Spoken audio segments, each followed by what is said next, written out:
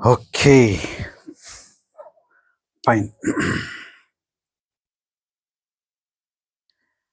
ನಮಸ್ತೆ ಆತ್ಮೇರೆ, ನಿಮ್ಮೆಲ್ಲರ ಹಿತೈಷಿ ಆಧ್ಯಾತ್ಮಿಕ ಚಿಂತಕ, ಶಿಕ್ಷಕ, ಚಿತ್ತಚೇತನ ಬ್ರಹ್ಮ. ಮೊದಲಿಗೆ ಇಂದು ಶಿವರಾತ್ರಿ ಹಬ್ಬ. ಎಲ್ಲರಿಗೂ ಶಿವರಾತ್ರಿ ಹಬ್ಬದ ಶುಭಾಶಯಗಳು. ಬಹಳ ಹಬ್ಬದ ಬ್ಯುಸಿಯಲ್ಲಿ ಇದ್ರಿ ಅನ್ಸುತ್ತೆ. ಇವಾಗ ಯಾರೋ ಹಬ್ಬಗಳು ಮುಂದಿನ ಥರ ಆಚರಿಸೋದಿಲ್ಲ. ಆದರೂ ಏನೋ ಒಂದು ಹಬ್ಬ ಅಂದರೆ ಸಡಗರ, ಸಂಭ್ರಮ. ಯಾವುದೂ ಖುಷಿ ಸಿಗಲಿಲ್ಲ ಅಂದರೂ ಅಟ್ಲೀಸ್ಟ್ ಕೆಲಸಗಳಿಗೆ, ವ್ಯಾಪಾರ ವ್ಯವಹಾರಕ್ಕೆ ರಜಾ ಹಾಕಿ ಮನೇಲಿ ಹೆಂಡತಿ ಮಕ್ಕಳ ಹತ್ರ ಕುಂತ್ಕೊಂಡಿರೋದು, ಅಥವಾ ಯಾರೋ ಸ್ನೇಹಿತರಿಗೆ ಕಾಲ್ ಮಾಡೋದು, ಅಥವಾ ಅವ್ರ ಮನೆಗೆ ಹೋಗೋದು, ದೇವಸ್ಥಾನ ಏನೋ ಒಂದು ಮಾಡಿರ್ತೀರ. ಎನಿವೆ, ಶಿವರಾತ್ರಿ ಹಬ್ಬನ ನಿಜವಾಗ್ಲೂ ಆಚರಿಸ್ಬೇಕು, ಸಂಭ್ರಮಾಚರಣೆ. ಇವತ್ತು ವಾರಕ್ಕೊಂದು ವಿಚಾರ ಸತ್ಸಂಗ ಕಾರ್ಯಕ್ರಮದಲ್ಲಿ ಹೇಳುವುದು ಒಂದು, ಮಾಡುವುದು ಒಂದು ಅಂತ ಹಾಕಿದ್ದೀನಿ. ಅದು ಏನು ಎತ್ತ ಅನ್ನೋದಕ್ಕೆ ಒಂದು ಕತೆ ಮೂಲಕ ಶುರು ಮಾಡ್ತೀನಿ. ಸೊ ಕಥೆಯನ್ನ ಗಮನ ಕೊಟ್ಟು ಆಲಿಸಿ. ಮನುಷ್ಯ ನಿಜವಾಗ್ಲೂ ಬದಲಾಗೋದಕ್ಕೆ ಬಹಳ ಬಹಳ ಮುಖ್ಯ. ಅಂದರೆ ಅವನ ಒಂದು ಅನಾಗರಿಕತೆಯಿಂದ ನಾಗರಿಕತೆ ಆಗೋದಕ್ಕೆ ಚಕ್ರ, ಸರ್ಕಲ್ ಇದೆಯಲ್ಲ, ಇದು ಬಹಳ ಮುಖ್ಯವಾದ ಪಾತ್ರ ವಹಿಸಿತು. ಯಾವಾಗ ಸರ್ಕಲ್ ಬಂತು, ಟೈರ್ ಬಂತು, ಅಂದರೆ ವೃತ್ತಾಕಾರ ಬಂತು, ಅಲ್ಲಿಂದ ಅವನ ಜೀವನ ಬಹಳ ವೇಗವಾಗಿ ಮಾಡರ್ನ್ ಲೈಫ್ಗೆ ತಿರ್ಕೊಳ್ತಾ ಹೋದ. ಅದೇ ರೀತಿ ಅವನ ಬುದ್ಧಿಯನ್ನು ಚುರುಕುಗೊಳಿಸೋದಕ್ಕೆ, ಜ್ಞಾನಾಭಿವೃದ್ಧಿಗಾಗಿ, ಜ್ಞಾನಾರ್ಜನೆಗಾಗಿ ಬಹಳ ಸಹಾಯಕ್ಕೆ ಬಂದಂಥದ್ದು, ಚಕ್ರದಷ್ಟೇ ಸಹಾಯಕ್ಕೆ ಬಂದಂಥದ್ದು ಕತೆಗಳು. ಕತೆಗಳಿಂದ ಮನುಷ್ಯನಿಗೆ ಜ್ಞಾನೋದಯ ಆಗುತ್ತೆ. ಸೊ ಜ್ಞಾನಾರ್ಜನೆ ಆಗುತ್ತೆ. ನಿಜವಾಗ್ಲೂ ಅವನಿಗೆ ಬುದ್ಧಿ ಚಾತುರ್ಯತೆ, ಚಾಕಚಕ್ಯತೆ, ಚತುರತೆ ಇದೆಲ್ಲವೂ ಕೂಡ ಕತೆಗಳ ಮೂಲಕ ಮನುಷ್ಯನಿಗೆ ಬಹಳ ಅನುಕೂಲ ಆಗುತ್ತೆ. ಆದ್ದರಿಂದ ಇವತ್ತು ಕಥೆಯೊಂದಿಗೆ ನಿಮಗೆ ಹೇಳುವುದು ಒಂದು, ಮಾಡುವುದು ಇನ್ನೊಂದು ಅನ್ನೋ ವಿಚಾರ ಇಂದಿನ ವಿಷಯ. ಒಂದು ಊರಲ್ಲಿ ಒಬ್ಬ ಸಾಧು ಬಹಳ ವರ್ಷಗಳಿಂದ ತಪಸ್ ಮಾಡ್ತಾ ಇದ್ದ. ಎಲ್ಲಿದ್ದೀನಿ, ಏನು ಮಾಡ್ತಾ ಇದ್ದೀನಿ ಅವನಿಗೆ ಗೊತ್ತಿಲ್ಲ. ಅವನು ಧ್ಯಾನ ಮಾಡ್ತಾ ಇದ್ದೀನಿ ಅಂತ ಅನ್ಕೊಂಡಿದ್ದಾನೆ. ಬಟ್ ವಯಸ್ಸಾಗ್ಬಿಟ್ಟಿದೆ, ಸುಮಾರು ಒಂದು 60 ವರ್ಷ ವಯಸ್ಸಾಗಿದೆ. ಕಣ್ಬಿಟ್ಟು ನೋಡಿದ್ರೆ ಯಾವುದೋ ಒಂದು ಬೇರೆ ಪ್ರಪಂಚಕ್ಕೆ ಹೋಗ್ಬಿಟ್ಟವನು. ಅಂದರೆ ಆ ಜನಗಳು, ಆ ಭಾಷೆ ಅವನಿಗೇನು ಗೊತ್ತಿಲ್ಲ. ಸೊ ಬಹಳ ವರ್ಷಗಳಿಂದ ತಪಸ್ಸು ಕುಂತಿರೋದ್ರಿಂದ ಅವನಿಗೆ ಪ್ರಾಪಂಚಿಕ ಜ್ಞಾನ ಇರೋದಿಲ್ಲ. ನೋಡಿದ್ರೆ ಎಲ್ಲ ಹೊಸ ಹೊಸದಾಗಿ ಬಿಲ್ಡಿಂಗ್ಗಳೆಲ್ಲ ಬಂದ್ಬಿಟ್ಟಿದೆ. ಅವನ ಬಾಲ್ಯದಲ್ಲಿ ಗುಡಿಸ್ಲು, ಸೊ ಎಂಚಿನ ಮನೆ, ಸಣ್ಣ ಪುಟ್ಟ ಹಳ್ಳಿ ವಾತಾವರಣದಲ್ಲಿ ಇದ್ದಂಥವನು. ಇದು ನೋಡಿದ್ರೆ ದೊಡ್ಡ ದೊಡ್ಡ ಬಿಲ್ಡಿಂಗು, ಮನೆಗಳು, ಏನೋ ಚಿತ್ರ ವಿಚಿತ್ರವಾಗಿರೋ ಕಾರ್ಗಳೆಲ್ಲ ಬಂದ್ಬಿಟ್ಟಿದೆ. ಅವನ ಜೀವಮಾನದಲ್ಲೇ ಕಾರ್ ನೋಡಿರಲಿಲ್ಲ. ಸೊ ಯಾವುದೋ ಹೊಸ ಪ್ರಪಂಚಕ್ಕೆ ಬಂದಿದ್ದೀನಿ ಅಂದ್ಕೊಂಡು ಸೊ ನೋಡ್ತಾನೆ, ಎಲ್ಲ ಬಹಳ ಖುಷಿ ಪಡ್ತಾನೆ. ಹಸನ್ಮುಖಿಯಾಗಿ ನಗ್ನಗ್ತಾ ಅದನ್ನೆಲ್ಲ ಎಂಜಾಯ್ ಮಾಡ್ತಾ ಇರ್ತಾನೆ. ಕೆಲವ್ರಿಗೆ ಕುತೂಹಲ ಬಂದರೆ ಮುಖ ಗಂಟಾಕೊಳ್ತಾರೆ, ಸಿಂಡ್ರಿಸ್ತಾರೆ. ನಾನು ಎಲ್ಲಿ ಬಂದ್ಬಿಟ್ಟಿದ್ದೀನಿ, ಯಾಕೆ ಬಂದ್ಬಿಟ್ಟಿದ್ದೀನಿ. ಕೆಲವ್ರು ರೋಧಿಸ್ತಾರೆ, ದುಃಖಿಸ್ತಾರೆ, ಕೊರಗೋದು ಮರಗೋದು ಮಾಡ್ತಾರೆ. ಬಟ್ ಈತ ಆ ಧ್ಯಾನದ ಪ್ರಭಾವನ ಏನೋ ಗೊತ್ತಿಲ್ಲ, ಬಹಳ ಅದ್ಭುತವಾಗಿ ಖುಷಿ ಖುಷಿಯಾಗಿ ಎಲ್ಲವನ್ನ ಎಂಜಾಯ್ ಮಾಡ್ತಾನೆ. ಸೊ ನಡೆದು ಬಹಳ ಸುಸ್ತಾಯಿತು. ಊಟ ಮಾಡಬೇಕು ಅಂತ ಅನ್ನಿಸ್ತು. ಬಟ್ ಊಟಕ್ಕೆ ಎಲ್ಲೋಗದೆ, ಏನು ಮಾಡೋದು ಅಂತ ನೋಡಿದ್ರೆ ಒಂದು ಕಿಟಕಿಯಲ್ಲಿ, ಗಾಜಿನ ಒಂದು ಕಿಟಕಿ ಒಳಗಡೆ ಸುಮಾರು ಜನ ಊಟ ಮಾಡ್ತಾ ಇದ್ದಾರೆ. ಈತ ನೆಲದ ಮೇಲೆ ಕೂತ್ಕೊಂಡು ಊಟ ಮಾಡ್ತಾ ಇದ್ದು. ನೋಡಿದ್ರೆ ಟೇಬಲ್ ಮೇಲೆಲ್ಲ ಕೂತವ್ರೆ. ಮೋಸ್ಟ್ಲಿ ಅವನು ಅನ್ಕೊಳ್ತಲ್ಲಿ ಇನ್ನೇನೋ ಫಂಕ್ಷನ್ ನಡೀತಾ ಇರ್ಬೋದು. ಸೊ ಹೋಗಿ ನೋಡೋಣ ಅಂತ ಹೊರಗಡೆ ಒಬ್ಬ ರಾಜನ್ ಥರ ನಿಂತ್ಕೊಂಡಿರ್ತಾನೆ. ಅವನು ಹೋಗಿ ನಮಸ್ಕಾರ ಮಾಡ್ತಾನೆ. ಅವನು ಪ್ಲೀಸ್ ವೆಲ್ಕಮ್ ಅಂತ ಕರೀತಾನೆ. ಯಾವುದೋ ಭಾಷೆ, ಇವನು ಮಾತಾಡೋ ಭಾಷೆ ಬೇರೆ, ಅವ್ರು ಮಾತಾಡೋ ಭಾಷೆ ಬೇರೆ. ಸೊ ಕೈ ಹಿಂಗಂದ್ರೆ ಅರ್ಥ ಏನು, ಭಾಷೆ ಬರಲಿಲ್ಲ ಅಂದರೆ ಬಾಡಿ ಲ್ಯಾಂಗ್ವೇಜ್, ಸೈನ್ ವರ್ಡ್ ಅಂತ, ಅಥವಾ ಸೈನ್ ಕಮ್ಯುನಿಕೇಶನ್ ಅಂತ ಕರೀತಾರೆ. ಅಂದರೆ ನಮ್ಮ ಮುಖದ ಭಾವನೆಗಳಿಂದ ಅಥವಾ ಕೈ ಮೂಲಕ ಚಿಹ್ನೆಗಳನ್ನು ತೋರಿಸಿ ನಾವು ಅದನ್ನು ಮಾಡಬಹುದು. ಅದಕ್ಕೆ ಸೈನ್ ಲ್ಯಾಂಗ್ವೇಜ್ ಅಂತ ಕರೀತಾರೆ. Just A minute. ಈ ಸೈನ್ ಲ್ಯಾಂಗ್ವೇಜ್ ಮೂಲಕ ಅವನು ಒಳಗಡೆ ಹೋಗಿ ಕುತ್ಕೊಳ್ತಾನೆ. ಹೋಟ್ಲಲ್ಲಿ ಕುತ್ಕೊಂಡು ಊಟ ಮಾಡ್ತಾನೆ. ಊಟ ಮಾಡಿದ್ಮೇಲೆ ಎಷ್ಟೋ ರುಚಿ ರುಚಿಯಾದ ಭೋಜನ. ಅವನ ಜೀವಮಾನದಲ್ಲೇ ಆ ಥರ ತಿಂದಿರಲಿಲ್ಲ. ಸಿಹಿ ತಿನಿಸುಗಳು, ಎಣ್ಣೆಯಲ್ಲಿ ಕರೆದಂತಹ ಆಹಾರ ಪದಾರ್ಥ, ಇನ್ನೂ ಏನಾದರೂ ಬೇಕಾ ಅಂತ ಬಂದು ಕೇಳ್ತಾರೆ. ಹೌದು, ಅದು ಬೇಕು ಇದು ಬೇಕು ಅಂತ ಅವನಿಗೆ ಬೇಕಾಗಿರೋದನ್ನೆಲ್ಲ ಹಾಕಿಸ್ಕೊಳ್ತಾನೆ ಪಾಪ. ಹೊಟ್ಟೆ ತುಂಬ ತಿಂತಾನೆ. ಬಹಳ ವರ್ಷಗಳಾಗಿರುತ್ತೆ ತಿಂದು. ಧ್ಯಾನದಿಂದ ಎದ್ದು ಬಂದಾಗ ಇದೇ ಮೊದಲನೇ ಭೋಜನ. ಆದ್ದರಿಂದ ಎಲ್ಲ ಊಟ ಮಾಡ್ತಾನೆ. ತುಂಬ ಖುಷಿಯಾಗುತ್ತೆ. ಅವನಿಗೆ ಎಲ್ಲವೂ ಹೊಸದೇ. ತಟ್ಟೆ ಹೊಸದು, ಊಟ ಹೊಸದು, ರುಚಿ ರುಚಿಯಾಗಿರುವಂಥ ಆಹಾರ, ಜನಗಳು ಹೊಸಬರು, ಈ ಟೇಬಲ್ಲು, ಮನೆ, ಬಂಗ್ಲೆ ಎಲ್ಲ ಹೊಸದು. ತುಂಬ ಖುಷಿ ಪಡ್ತಾನೆ.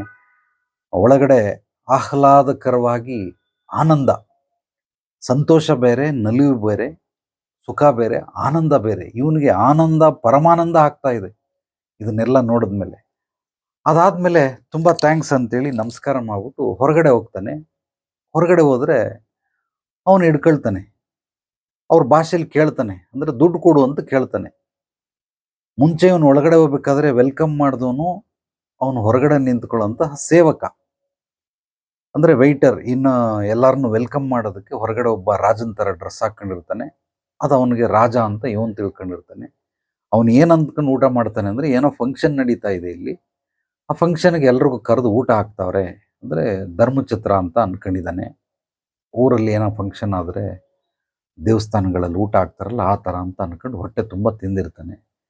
ಬಟ್ ಅವನು ಹಿಡ್ಕೊಂಡ್ರಿಗೂ ಕೂಡ ಅವನೇನೋ ಕೇಳ್ತಾನೆ, ಹಿಂಗೇನೋ ತೋರಿಸ್ತಾನೆ. ಅವನಿಗೆ ಆ ಭಾಷೆ ಎಲ್ಲ ಅರ್ಥ ಆಗಲ್ಲ. ನನಗೇನು ಗೊತ್ತಿಲ್ಲ, ಬಹಳ ಸಂತೋಷ ಅಂತ. ಅವರು ಇವನೇನು ತಿಳ್ಕೊಳ್ತಾನೆ, ಮುದುಕ, ಓ ಹಿಂಗಂದ್ರೆ ನೀನು ಚೆನ್ನಾಗಿದೆಯಾ, ವಯಸ್ಸಾಗಿದ್ರು ಹಿಂಗಾಗಲಿಲ್ಲ ಅಂತ ಅವನು ಖುಷಿಯಾಗಿ ನಗ್ನಗ್ತಾ ಸ್ವೀಕರಿಸ್ತಾನೆ. ಕೊನೆಗೆ ಏನು ಮಾಡ್ತಾನೆ, ಅವನು ತಗೊಂಡೋಗಿ ಒಬ್ಬ ರಾಜ ಹತ್ರ ನಿಲ್ಲಿಸ್ತಾನೆ. ರಾಜರು ಏನು ಎತ್ತ ಅಂತ ಕೇಳ್ತಾರೆ. ಬಟ್ ಇವನಿಗೇನು ಮಾತಾಡೋದಕ್ಕೆ ಬರಲ್ಲ. ಎಲ್ಲದಕ್ಕೂ ನಗುಮುಖದಿಂದ ಬರೀ ನಮಸ್ಕಾರ ಮಾಡ್ತಾವನೆ. ಇವನೇನು ಅನ್ಕೊಳ್ತಾನೆ, ಅವನೇ ರಾಜ ಅನ್ಕೊಂಡಿದ್ದೆ, ಅವನಿಗಿಂತ ಇನ್ನೊಬ್ಬ ರಾಜ ಇದ್ದಾನೆ. ಮೋಸ್ಟ್ಲಿ ಅವನು ರಾಜ ಅಲ್ಲ, ಇವನ ಅಸಿಸ್ಟೆಂಟೋ ಯಾರೋ ಕೆಲ್ಸಕ್ಕೆ ಮಾಡ್ಕೊಂಡಿದ್ದಾನೆ. ಸೊ ಹಾಗಾಗಿ ಅಲ್ಲಿ ಕೂತ್ಕೊಂಡು ಏನಪ್ಪ ಏನು ಅಂತ ಕೇಳಿದ್ರೆ ಇವನಿಗೆ ಭಾಷೆ ಬರಲ್ಲ. ಅದಕ್ಕೋಸ್ಕರ ಅವ್ರು ಏನು ಮಾಡ್ತಾರೆ, ಒಂದು ಸರ್ಟಿಫಿಕೇಟಲ್ಲಿ ಇವನಿಗೆ ಕೊಡ್ತಾರೆ. ಅದು ಸರ್ಟಿಫಿಕೇಟ್ ಏನು ಅಂದರೆ ಶಿಕ್ಷೆ, ಇವನಿಗೆ ಜೈಲು ಶಿಕ್ಷೆ ಆಗಿದೆ. ಸೊ ಇವನು ಊಟ ಮಾಡಿ ದುಡ್ಡು ಕೊಟ್ಟಿಲ್ಲ, ಜೈಲು ಶಿಕ್ಷೆನಾದರೂ ಅನುಭವಿಸ್ಬೇಕು, ಇಲ್ಲ ಒಂದು ಇಡೀ ರಾಜ್ಯವನ್ನು ಸುತ್ತಾಡಬೇಕು, ಮೆರವಣಿಗೆ ಮಾಡಬೇಕು, ಕತ್ತೆ ಮೇಲೆ ಕುಂಡಿಸ್ಬಿಟ್ಟು ಮೆರವಣಿಗೆ ಮಾಡಿಸ್ಬೇಕು ಅಂತ. ಸರಿ, ಎಲ್ಲರೂ ಮೆರವಣಿಗೆ ಮಾಡಿಸೋದಕ್ಕೆ ಅವನಿಗೆ ಶಿಕ್ಷೆಯನ್ನು ಕೊಡ್ತಾರೆ. ಇವನು ನಗ್ನಗ್ತಾ ಸ್ವೀಕರಿಸ್ತಾನೆ. ಇವನೇನು ಅನ್ಕೊಳ್ತಾರೆ ಅಂದರೆ, ನನಗೆ ಊಟ ಮಾಡೋಕ್ಕೆ ಹೊಟ್ಟೆ ತುಂಬ ಊಟ ಕೊಟ್ಟು ರಾಜರು ಸರ್ಟಿಫಿಕೇಟ್ ಬೇರೆ ಕೊಟ್ಟವ್ರೆ, ಪ್ರಶಂಸನಾ ಪತ್ರ ಇವನಿಗೆ ಸಿಕ್ಕಿದೆ ಅಂತ ಅವನು ಅದನ್ನು ತಿಳ್ಕೊಂಡಿದ್ದಾನೆ. ಅದು ಶಿಕ್ಷೆ ಕೊಟ್ಟಿರೋದು. ಬಟ್ ಇವನು ತಿಳ್ಕೊಳ್ಳೋದು, ನನಗೆ ಏನೋ ಒಂದು ಸರ್ಟಿಫಿಕೇಟ್ ಕೊಟ್ಬಿಟ್ಟವ್ರೆ, ಬಹಳ ಖುಷಿ ಅಂತ ಇದು ಮಾಡ್ತಾನೆ. ಕತ್ತೆ ಮೇಲೆ ಕುಂಡಿಸಿ ಮೆರವಣಿಗೆ ಮಾಡಿಸ್ತಾವ್ರೆ, ಹೋಗೋರು ಬರೋಲ್ಲೆಲ್ಲ ನಗ್ತಾವ್ರೆ, ನನ್ನನ್ನು ಇಲ್ಲಿ ಸ್ವಾಗತಿಸ್ತಾವ್ರೆ ಅಂತ ತಿಳ್ಕೊಂಡಿರ್ತಾನೆ.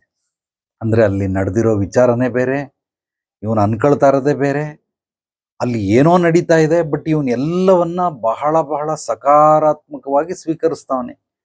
ಯಾವುದು ಕೂಡ ಒಂದು ಪೈಸದಷ್ಟು ಕೂಡ ಇವನಿಗೆ ನೆಗೆಟಿವಿಟಿ ಇಲ್ಲ. ಎಲ್ಲವನ್ನ ಸಕಾರಾತ್ಮಕವಾಗಿ ಯೋಚನೆ ಮಾಡ್ತಾವನೆ. ನನಗೆ ಯಾವುದೋ ಒಂದು ಊರಿಗೆ ಬಂದಿದ್ದೀನಿ, ಎಷ್ಟು ಸನ್ಮಾನ, ಎಷ್ಟು ಮರ್ಯಾದೆ, ಎಷ್ಟು ಗೌರವ ಕೊಡ್ತಾರೆ. ಇಲ್ಲಿರೋ ಜನಗಳೆಲ್ಲ ಎಷ್ಟು ಒಳ್ಳೆಯವರು, ಬಹಳ ಅದ್ಭುತವಾದಂತಹ ಜನ. ಎಲ್ಲರೂ ನಗ್ತಾವ್ರೆ, ನನ್ನನ್ನು ಕತ್ತೆ ಮೇಲೆ ಕುಂಡಿಸ್ಬಿಟ್ಟು ಮೆರವಣಿಗೆ ಮಾಡಿಸ್ತಾವ್ರೆ. ಅಂದರೆ ದೇವ್ರನ್ನ ಮೆರವಣಿಗೆ ಮಾಡಿಸ್ತಾರೆ, ಅಂಥದ್ರಲ್ಲಿ ನನ್ನನ್ನು ಮೆರವಣಿಗೆ ಮಾಡಿಸ್ತಾವ್ರೆ, ನನ್ನನ್ನು ಅವರು ದೇವರು ಅಂತ ತಿಳ್ಕೊಂಬಿಟ್ಟವ್ರೆ ಅಂತ ಹೇಳಿ ಪಾಪ ಖುಷಿ ಪಡ್ತಾನೆ. ಆದರೆ ಅವನಿಗೆ ಯಾವುದೇ ಕಾರಣಕ್ಕೂ ಶಿಕ್ಷೆ ಅಂತ ಅವನು ಅದನ್ನು ಸ್ವೀಕರಿಸೋದಿಲ್ಲ, ಅವನು ಅನ್ಕೊಳ್ಳೋದು ಇಲ್ಲ, ಅದನ್ನು ಅವನು ತಿಳ್ಕೊಳ್ಳೋದೇ ಇಲ್ಲ. ಆದರೆ ಆ ಸಾಮ್ರಾಜ್ಯದಲ್ಲಿ ಇವನು ಮಾಡಿರುವಂಥ ತಪ್ಪಿಗೆ ಶಿಕ್ಷೆ ಕೊಟ್ಟು ಮೆರವಣಿಗೆಯನ್ನು ಕೊಡಿಸಿದ್ದಾರೆ. ಆ ರಾಜ ಅಂತ ಇವನೇನು ಅನ್ಕೊಂಡಿರ್ತಾನೆ, ಅವನು ರಾಜ ಅಲ್ಲ, ಅವನು ಜಡ್ಜು. ಸೊ ಲಾಯರ್ಗಳು ವಾದ ವಿವಾದ ಮಾಡಿ ಇವನು ಮಾಡಿರೋ ತಪ್ಪಿಗೆ ಏನು ಶಿಕ್ಷೆ ಅಂತ ವಿಧಿಸಿದ್ದಾರೆ, ಅದನ್ನು ನೋಟಿಸ್ ಮೂಲಕ ಕಳಿಸಿದ್ದಾರೆ. ಬಟ್ ಇವನು ಅದನ್ನು ಪ್ರಶಂಸನೀಯ ಪತ್ರ ಅಂತ ತಿಳ್ಕೊಂಡು ಇದು ಮಾಡ್ಕೊಂಡಿದ್ದಾನೆ. ಈ ಕಥೆಯ ಅರ್ಥ ಏನು ಅಂತಂದರೆ, ಸಕಾರಾತ್ಮಕವಾಗಿ ಚಿಂತನೆ ಮಾಡೋದು ಹೇಗೆ, ಅಲ್ಲಿ ನಡೀತಾ ಇರೋದೇ ಬೇರೆ, ಅದು ನಮಗೆ ಗೊತ್ತಾಗ್ತದೆ. ಈಗ ನಾನು ಕತೆ ಹೇಳ್ತಾ ಇದ್ರೆ ನಿಮ್ಮ ತಲೆಯಲ್ಲಿ ಒಂದು ಚಿತ್ರಣ ಮೂಡ್ತಾ ಇರ್ತದೆ. ಆದ್ದರಿಂದ ನಿಮಗೆಲ್ಲವೂ ಕೂಡ ಗೊತ್ತಾಗ್ತಾ ಇರುತ್ತೆ, ಏನು ನಡೀತಾ ಇದೆ, ಅವನದೇನು ಸರಿ, ಇವನದೇನು ತಪ್ಪು, ಇವನೇನು ಮಾಡ್ತಾವನು, ಅವನೇನು ಮಾಡ್ತಾವನೆ. ಬಟ್ ಇವನು ಯಾಕೆ ಅರ್ಥ ಆಗ್ತಾ ಇಲ್ಲ ಅಂತ ಕತೆ ಕೇಳೋರ್ಗಾಗುತ್ತೆ, ಬಟ್ ಕತೆ ಒಳಗಡೆ ಇರೋವಂಥವನಿಗೆ ಗೊತ್ತಿಲ್ಲ. ಹೇಳುವುದು ಒಂದು, ಮಾಡುವುದು ಇನ್ನೊಂದು. ಅದರ ಅರ್ಥ ಏನಂದರೆ, ಇವನು ಮಾಡಿರೋದೇ ಅಲ್ಲಿ ನಡೀತಾ ಇರೋದೇ ಬೇರೆ, ಇವನು ಅಂದ್ಕೊಂಡಿರೋದೇ ಇನ್ನೊಂದು. ಹೇಳಿದ್ದೇ ಬೇರೆ, ಕೇಳಿದ್ದೇ ಬೇರೆ, ಅಂದ್ಕೊಂಡಿದ್ದೇ ಬೇರೆ. ಈ ರೀತಿ ಪ್ರತಿಯೊಬ್ಬ ಮನುಷ್ಯರಿಗೂ ಆಗುತ್ತೆ. ಏನು ಕೇಳಿದೆ ಅಂದರೆ, ಇವತ್ತು ನಿಮಗೆ ಕೆಲವೊಂದು ಶಿವರಾತ್ರಿ ಹಬ್ಬ ಆಗಿರೋದ್ರಿಂದ ಒಂದು ರೀತಿ ಜಾಗರಣೆ ಅಂತ ತಿಳ್ಕೊಳ್ಳಿ. ಹಂಗಂತೇಳಿ ಬೆಳಗಿನ ಜಾವದವರೆಗೂ ಮಾಡೋದಿಲ್ಲ. ಕೇವಲ 1 ಗಂಟೆ ಒಳಗಡೆ ಹೇಳುವುದು ಒಂದು, ಮಾಡುವುದು ಇನ್ನೊಂದು, ಅಥವಾ ಅಂದುಕೊಳ್ಳುವುದು ಮತ್ತೊಂದು ಅಂತ ಇದನ್ನು ಸ್ವೀಕರಿಸಿ, ಮನುಷ್ಯನಿಗೆ ಯಾವ್ಯಾವ ರೀತಿ ಸಮಸ್ಯೆಗಳು, ತೊಂದರೆಗಳು, ಕಷ್ಟಗಳು ಬರ್ತವೆ, ಮೂಲವಾಗಿ ದೈಹಿಕ ಆರೋಗ್ಯ, ಮಾನಸಿಕ ಆರೋಗ್ಯ, ಆತ್ಮಿಕ ಆರೋಗ್ಯ ಇದೆಲ್ಲವೂ ಕೂಡ ಹೇಗೆ ಕೆಲಸ ಮಾಡುತ್ತೆ ಅನ್ನೋದು ಇಂದಿನ ವಿಚಾರ. ನಾನು ಒಂದು ಮನೆಗೆ ಹೋಗಿದ್ದೆ. ಆ ಮನೆಯಲ್ಲಿ ಉದಾಹರಣೆಗೆ ಹೇಳ್ತಾ ಇದ್ದೆ, ಸುಮ್ಮನೆ ಕತೆ. ಮನೆಗೆ ಹೋಗಿದ್ದೆ. ಆ ಮನೆಯಲ್ಲಿ, ಗುರುಗಳೇ ನಿಮಗೆ ಕುತ್ಕೊಳ್ಳಿ, ಇದ್ಕದ ಬೇಳೆ ಇತಕ್ಸಿ ಅದನ್ನು ನಿಮಗೆ ಉಪ್ಪಿಟ್ಟು ಮಾಡಿಕೊಡ್ತೀನಿ ಅಂತ ಹೇಳಿದ್ರು. ಭಾಳ ಸಂತೋಷನಮ್ಮ. ಸ್ವಲ್ಪ ಈರುಳ್ಳಿ, ಕ್ಯಾರೆಟು, ಬಟಾಣಿ ಇದೆಲ್ಲ ಹಾಕ್ಬಿಟ್ಟು ಚೆನ್ನಾಗಿ ಘಮ ಘಮ ಅಂತ ಒಗ್ಗರಣೆ ಮಾಡಿ ನನಗೆ ಕೊಟ್ಬಿಡು, ಮಾಡಿಕೊಟ್ಬಿಡು, ನಾನು ಕಾಯ್ಕೊಂಡಿರ್ತೀನಿ ಅಂತೇಳಿ. ಕೆಳಗಡೆ ಡ್ಯೂಪ್ಲೆಕ್ಸ್ ಮನೆ ಅದು, ಕೆಳಗಡೆ ಕಿಚನಲ್ಲಿದೆ. ಅವಳು ಏನೋ ಮಾಡ್ತಾ ಇದ್ದಾಳೆ. ಮೇಲ್ಗಡೆ ನಾನು ಲೈಬ್ರರಿ ಇದೆ, ಅವ್ರ ಯಜಮಾನ್ರ ಜೊತೆ ಸ್ವಲ್ಪ ಹರಟೆ ಹೊಡ್ಕೊಂಡು ಪುಸ್ತಕಗಳನ್ನೆಲ್ಲ ಅಧ್ಯಯನ ಮಾಡ್ತಾ ಇದ್ದೀನಿ. ಅರ್ಧ ಗಂಟೆ ಆಯಿತು, ಮುಕ್ಕಾಲು ಗಂಟೆ ಆಯಿತು, 1 ಗಂಟೆ ಆಯಿತು. ಈಗ ನಾನು ಅವ್ರ ಯಜಮಾನ್ರ ಜೊತೆಗೆ, ನಿನ್ನ ಹೆಂಡತಿ ಅಡುಗೆ ಮಾಡ್ತೀನಿ ಅಂತ ಹೇಳೋಳಪ್ಪ, ಉಪ್ಪಿಟ್ಟು.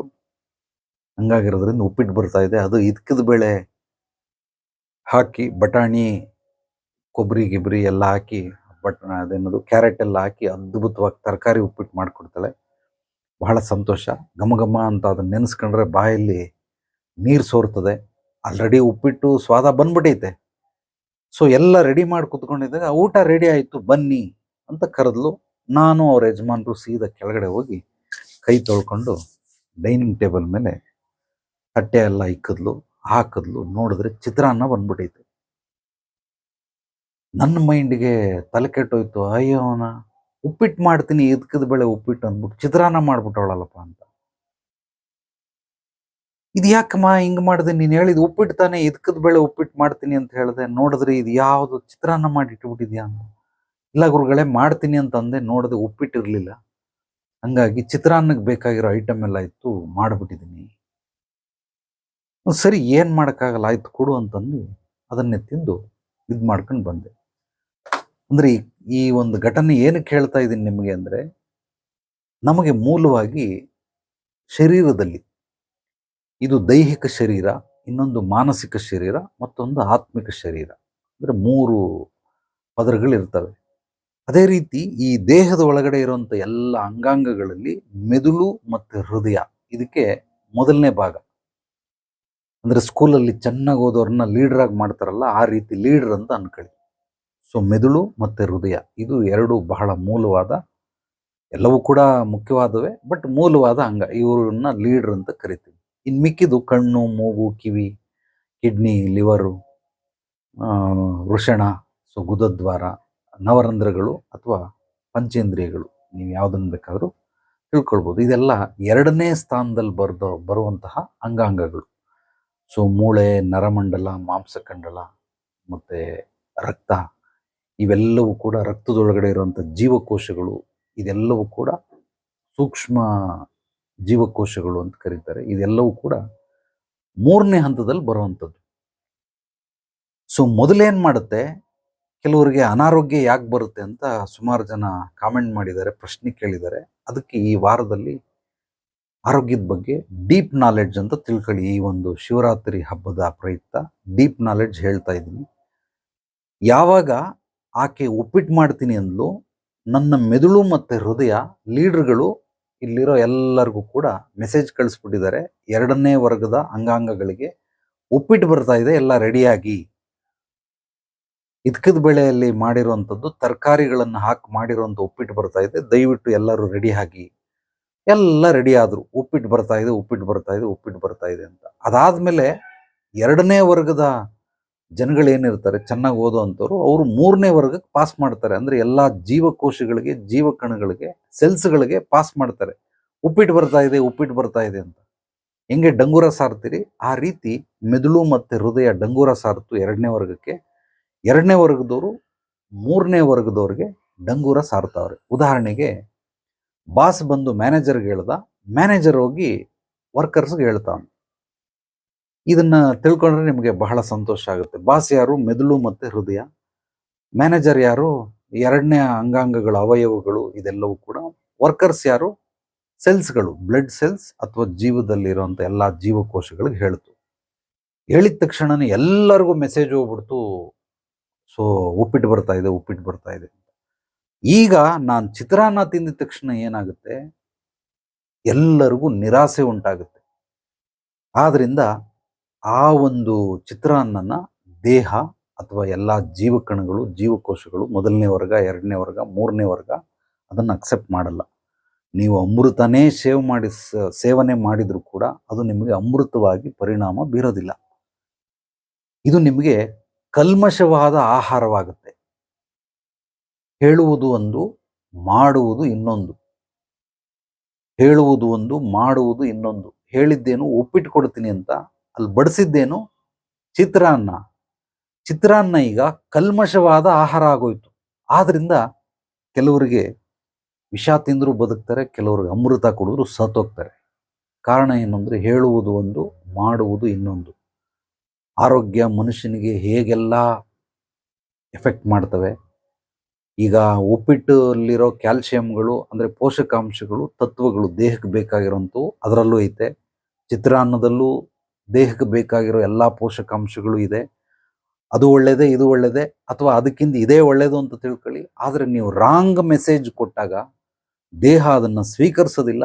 ಅದೆಲ್ಲವನ್ನ ನಿಮಗೆ ಕಲ್ಮಶವಾಗಿ, ವಿರುದ್ಧವಾಗಿ, ವಿಷಾಹಾರವಾಗಿ ನಿಮಗೆ ಪರಿಣಾಮವನ್ನು ಬೀರ್ತದೆ. ಆದ್ರಿಂದ ಯಾರ್ಯಾರು ಏನೇನನ್ನು ಹೇಳ್ತಾರೆ ಅದನ್ನೇ ತಿನ್ನಬೇಕೇ ಹೊರತು ಅದನ್ನು ತಿಂದೇ ಇದ್ದಾಗ ಅದು ಎಂಥ ವಿಚಾರ ಆದರೂ ಕೂಡ, ಅಮೃತ ಆದರೂ ಕೂಡ ಅದನ್ನು ದೇಹ ಕಲ್ಮಶವಾಗಿ ಕನ್ವರ್ಟ್ ಮಾಡಿಬಿಡ್ತದೆ. ಇದನ್ನು ಚೆನ್ನಾಗಿ ತಿಳ್ಕೊಳ್ಳಿ. ಕೇವಲ ನಾನು ಟಿಫನ್ ಬಗ್ಗೆ ಹೇಳ್ತಾ ಇಲ್ಲ. ಆಪಲ್ ತಿನ್ನು, ಘಮ ಅಂತ ಮಾವಿನಹಣ್ಣು ಸೀಸನ್ ಇದು. ಒಳ್ಳೆ ಅದು ಯಾವುದದು ಮಲ್ಗೋಬಾ ಮಾವಿನಹಣ್ಣು ತಂದಿದ್ದೀನಿ, ರುಚಿಯಾಗಿದೆ, ಒಳ್ಳೆ ಹಣ್ಣಾಗಿದೆ, ಗಮ್ಮಂತ ಸ್ಮೆಲ್ ಬರ್ತಾ ಇದೆ, ನಿನಗೆ ಕಟ್ ಮಾಡಿಕೊಡ್ತೀನಿ ತಿನ್ನು ಅಂತ ಅಮ್ಮ ಹೇಳ್ಬಿಟ್ಟು ಸೀಬೆಕಾಯಿ ತಗೊಂಬಂದು ಕೊಟ್ರೆ, ಸೀಬೆಕಾಯಿನೂ ಒಳ್ಳೇದೇ, ಬಟ್ ಶರೀರಕ್ಕೆ ಮೈಂಡ್ ಎಲ್ಲ ಮೆಸೇಜ್ ಕಳಿಸ್ಬಿಟ್ಟಿರೋದ್ರಿಂದ ನೀವು ಅವಾಗ ಸೀಬೆಕಾಯಿ ತಿಂದರೆ ಸೀಬೆಕಾಯಿನೂ ಕೂಡ ಕಲ್ಮಶವಾಗುತ್ತೆ. ಇದು ತಿನ್ನೋ ವಿಚಾರದಲ್ಲಿ ಆಯಿತು. ಯಾರಿಗೋ ಒಬ್ಬನಿಗೆ ಬೇರೆ ಬೇರೆ ಆಯಾಮಗಳಲ್ಲಿ ನೀವು ಜೀವನದ ಎಲ್ಲ ಮಜಲುಗಳಿಗೂ ಇದನ್ನು ಹೋಲಿಕೆ ಮಾಡ್ಬೋದು. 20,000 ರೂಪಾಯಿ ಸಂಬಳ ಕೊಡ್ತೀನಿ ಅಂತ ಹೇಳಿ ಕೆಲಸ ಮಾಡಿಸ್ಕೊಂಡಿದ್ದಾನೆ. ಒಂದು ತಿಂಗಳು ಅದ್ಭುತವಾಗಿ ಅವನ ತಲೆಯಲ್ಲಿ 20,000 ರೂಪಾಯಿ ಕ್ಯಾಲ್ಕುಲೇಷನ್ ಮಾಡ್ಬಿಟ್ಟವನು. 20,000 ಕೊಡ್ತಾನೆ, 10,000 ಬಾಡಿಗೆ ಕಟ್ಬಿಡೋಣ, ಒಂದು 5,000 ರೂಪಾಯಿ ಗಾಡಿಗೆ ಪೆಟ್ರೋಲು ಸರ್ವಿಸ್ಗೆ ಆಗ್ತದೆ, ಇನ್ನೊಂದು 5,000 ರೂಪಾಯಿ ಮೊಬೈಲ್ ರೀಚಾರ್ಜು, ಸೊ ಅಮ್ಮಂಗೆ 2,000 ಕೊಟ್ಬಿಡೋಣ, ಯಾರಿಗೋ ಸಾಲ EMI ಕಟ್ಟಬೇಕಾಯ್ತು 1,500 ಕಟ್ಬಿಡೋಣ, ಎಲ್ಲ ಲೆಕ್ಕ ಹಾಕೊಂಬಿಟ್ಟು 20,000 ರೂಪಾಯಿ. ಮಂತ್ ಎಂಡಲ್ಲಿ ನೀನು ಚೆನ್ನಾಗಿ ಕೆಲಸ ಮಾಡಿಲ್ಲ ತಗೊಳ್ಳೆ 12,000 ರೂಪಾಯಿ.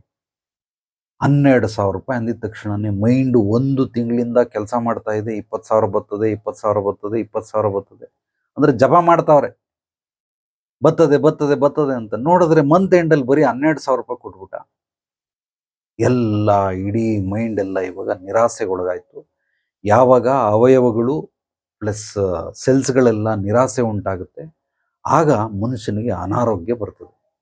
ಅಂದರೆ ಏನೋ ಒಂದು ನ್ಯೂನ್ಯತೆಗಳು, ಏನೋ ಕೈ ನೋವು, ಕುತ್ತಿಗೆ ನೋವು, ಕಾಲು ನೋವು, ಇದೆಲ್ಲ ನೀವು ಡಾಕ್ಟರ್ ಶಾಪಿಗೆ ಕರ್ಕೊಂಡು ಹೋದರೆ ಸ್ಕ್ಯಾನಿಂಗಲ್ಲಿ, ಎಕ್ಸ್ರೇಲಿ ಅಥವಾ ಯಾವುದೇ ಔಷಧಿಗಳಲ್ಲಿ, ಯಾವುದೇ ಮಾತ್ರೆ ಇಂಜೆಕ್ಷನ್ಗಳಲ್ಲಿ ಇದು ವಾಸಿ ಆಗಲ್ಲ. ವಾಸಿ ಆದರೂ ತಾತ್ಕಾಲಿಕವಾಗಿ ವಾಸಿ ಆಗುತ್ತೆ, ಮತ್ತೆ ತಿರ್ಗಾ ಅದು ಒಂದು ನಿಮಿಷಗಳ ನಂತರ, ಗಂಟೆಗಳ ನಂತರ ತಿರ್ಗಾ ಮರುಕಳಿಸುತ್ತೆ. ಅಷ್ಟೇ. ಅದ್ರ ಕೆಪಾಸಿಟಿ, ಔಷಧಿ ಕೆಪಾಸಿಟಿ ನಿಮಿಷಗಳು ಇಲ್ಲ ಗಂಟೆಗಳು, ದಿನಗಳ ಲೆಕ್ಕದಲ್ಲಿ ಬರೋದಿಲ್ಲ. ಮತ್ತೆ ಆ ನೋವು ಹಾಗೆಯೇ ಮರುಕಳಿಸುತ್ತೆ. ಯಾಕೆ ಈಗ ಮರುಕಳಿಸುತ್ತೆ ಅಂದರೆ ಈ ರೀತಿ ಎಷ್ಟೊಂದು ವಿಚಾರಗಳು ಮನುಷ್ಯನ ಮೇಲೆ ಪ್ರಭಾವ ಬಿದ್ದಿರ್ತದೆ. ಹೇಳುವುದು ಒಂದು, ಮಾಡುವುದು ಇನ್ನೊಂದು. ಈ ರೀತಿ ಆದಾಗ ದೇಹದಲ್ಲಿ ಎಲ್ಲ ಕಲ್ಮಶಗಳು ತುಂಬಿಕೊಂಡಿರ್ತದೆ. ಈಗ ಇನ್ನೊಂದು ನೈಜ ಘಟನೆಯನ್ನು ಹೇಳ್ತೀನಿ. ಎಕ್ಸ್ಪೆರಿಮೆಂಟ್, ವಿಜ್ಞಾನಿಗಳು ಎಕ್ಸ್ಪೆರಿಮೆಂಟ್ ಮಾಡಿದ್ದಾರೆ. ಒಬ್ಬ ಏನೋ ಒಂದು ಕೊಲೆ ಮಾಡಿಬಿಟ್ಟಿರ್ತಾನೆ, ಅವನಿಗೆ ಜೀವಿತಾವಧಿ ಶಿಕ್ಷೆಯನ್ನು ವಿಧಿಸಿರ್ತಾರೆ ಅಥವಾ ಗಲ್ಲು ಶಿಕ್ಷೆ ವಿಧಿಸಿರ್ತಾರೆ. ಅವನಿಗೆ ಮಾರನೇ ದಿವಸ ಗಲ್ಲು ಶಿಕ್ಷೆ, ಸಾಯೋದಕ್ಕೆ ಹೋಗಿ ನೇಣಾಕ್ತಾರೆ. ನೇಣು ಹಾಕಬೇಕಾದ್ರೆ ಈ ಡಾಕ್ಟ್ರುಗಳೆಲ್ಲ ಸೇರಿಕೊಂಡು ನಾವೇನೋ ಎಕ್ಸ್ಪೆರಿಮೆಂಟ್ ಮಾಡ್ತಾ ಇದ್ದೀವಿ, ದಯವಿಟ್ಟು ಅವನನ್ನು ಸಾಯಿಸ್ತೀರಿ, ಕೊಟ್ಬಿಡಿ ಅಂತೇಳಿ ಆ ಪೊಲೀಸ್ನವ್ರನ್ನ ಕರ್ಕೊಂಡು ಅವನನ್ನು ಕರ್ಕೊಂಡು ಹೋಗ್ತಾರೆ. ಕರ್ಕೊಂಡು ಹೋದ್ಮೇಲೆ ಅವ್ನಿಗೆ ಹೇಳ್ತಾರೆ, ಒಂದು ಲ್ಯಾಬಿಗೆ ಕರ್ಕೊಂಡು ಹೋದ್ರೆ ಎಲ್ಲ ಕಿಂಗ್ ಕೋಬ್ರಾಗಳು ಇರ್ತವೆ ಒಳಗಡೆ, ಗ್ಲಾಸ್ ಒಳಗಡೆ ಬೇಜಾನ್ ಕಿಂಗ್ ಕೋಬ್ರಾಗಳಿದೆ. ನೋಡಪ್ಪ, ನೀನನ್ನು ಗಲ್ ಶಿಕ್ಷೆಗೆ ಹಾಕಬೇಕು, ಬಟ್ ನಾವು ಪರ್ಮಿಷನ್ ತಗೊಂಬಂದು ನಿನ್ನನ್ನು ಹಾವು ಕಚ್ಚಿಬಿಟ್ಟು ಸಾಯಿಸ್ತಾ ಇದ್ದೀರಿ ಅಂತ ಹೇಳಿ ಆ ಕಿಂಗ್ ಕೋಬ್ರಾಗಳನ್ನೆಲ್ಲ ತೋರಿಸ್ಬಿಟ್ಟು ಅವನನ್ನೊಂದು ಚೇರ್ ಮೇಲೆ ಕುಂಡಿಸ್ಬಿಡ್ತಾರೆ.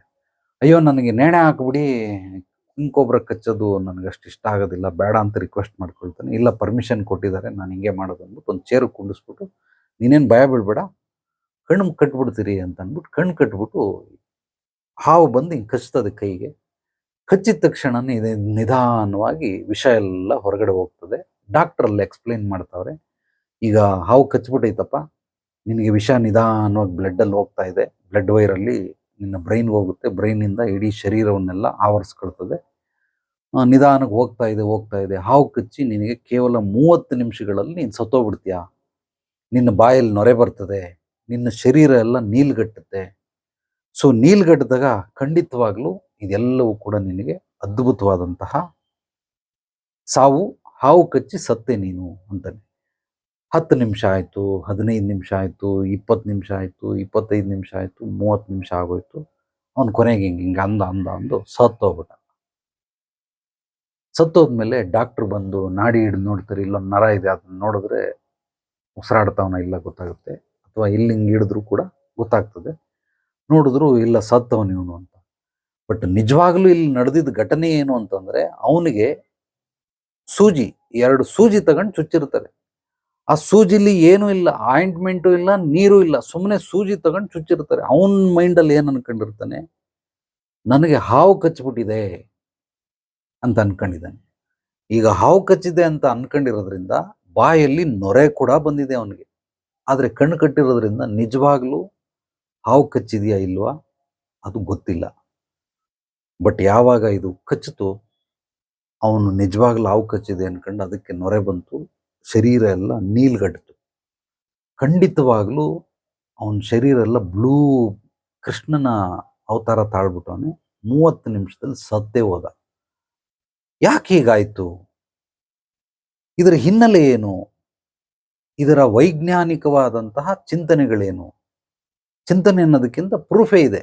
ಇದರ ಅರ್ಥ ಏನು? ನಿಜವಾಗ್ಲೂ ಹಾವು ಕಚ್ಚಿಲ್ಲ, ಆದರೆ ಹಾವು ಕಚ್ಚಿತು ಅಂತ ಅವನು ಭಾವಿಸ್ಕೊಂಡ, ಕಲ್ಪಿಸ್ಕೊಂಡ, ಅವನ ಶರೀರ ಕೂಡ ನೀಲ್ಗಡ್ತು, ಬಾಯಲ್ಲಿ ನೊರೆ ಬಂದು ಸತ್ತ.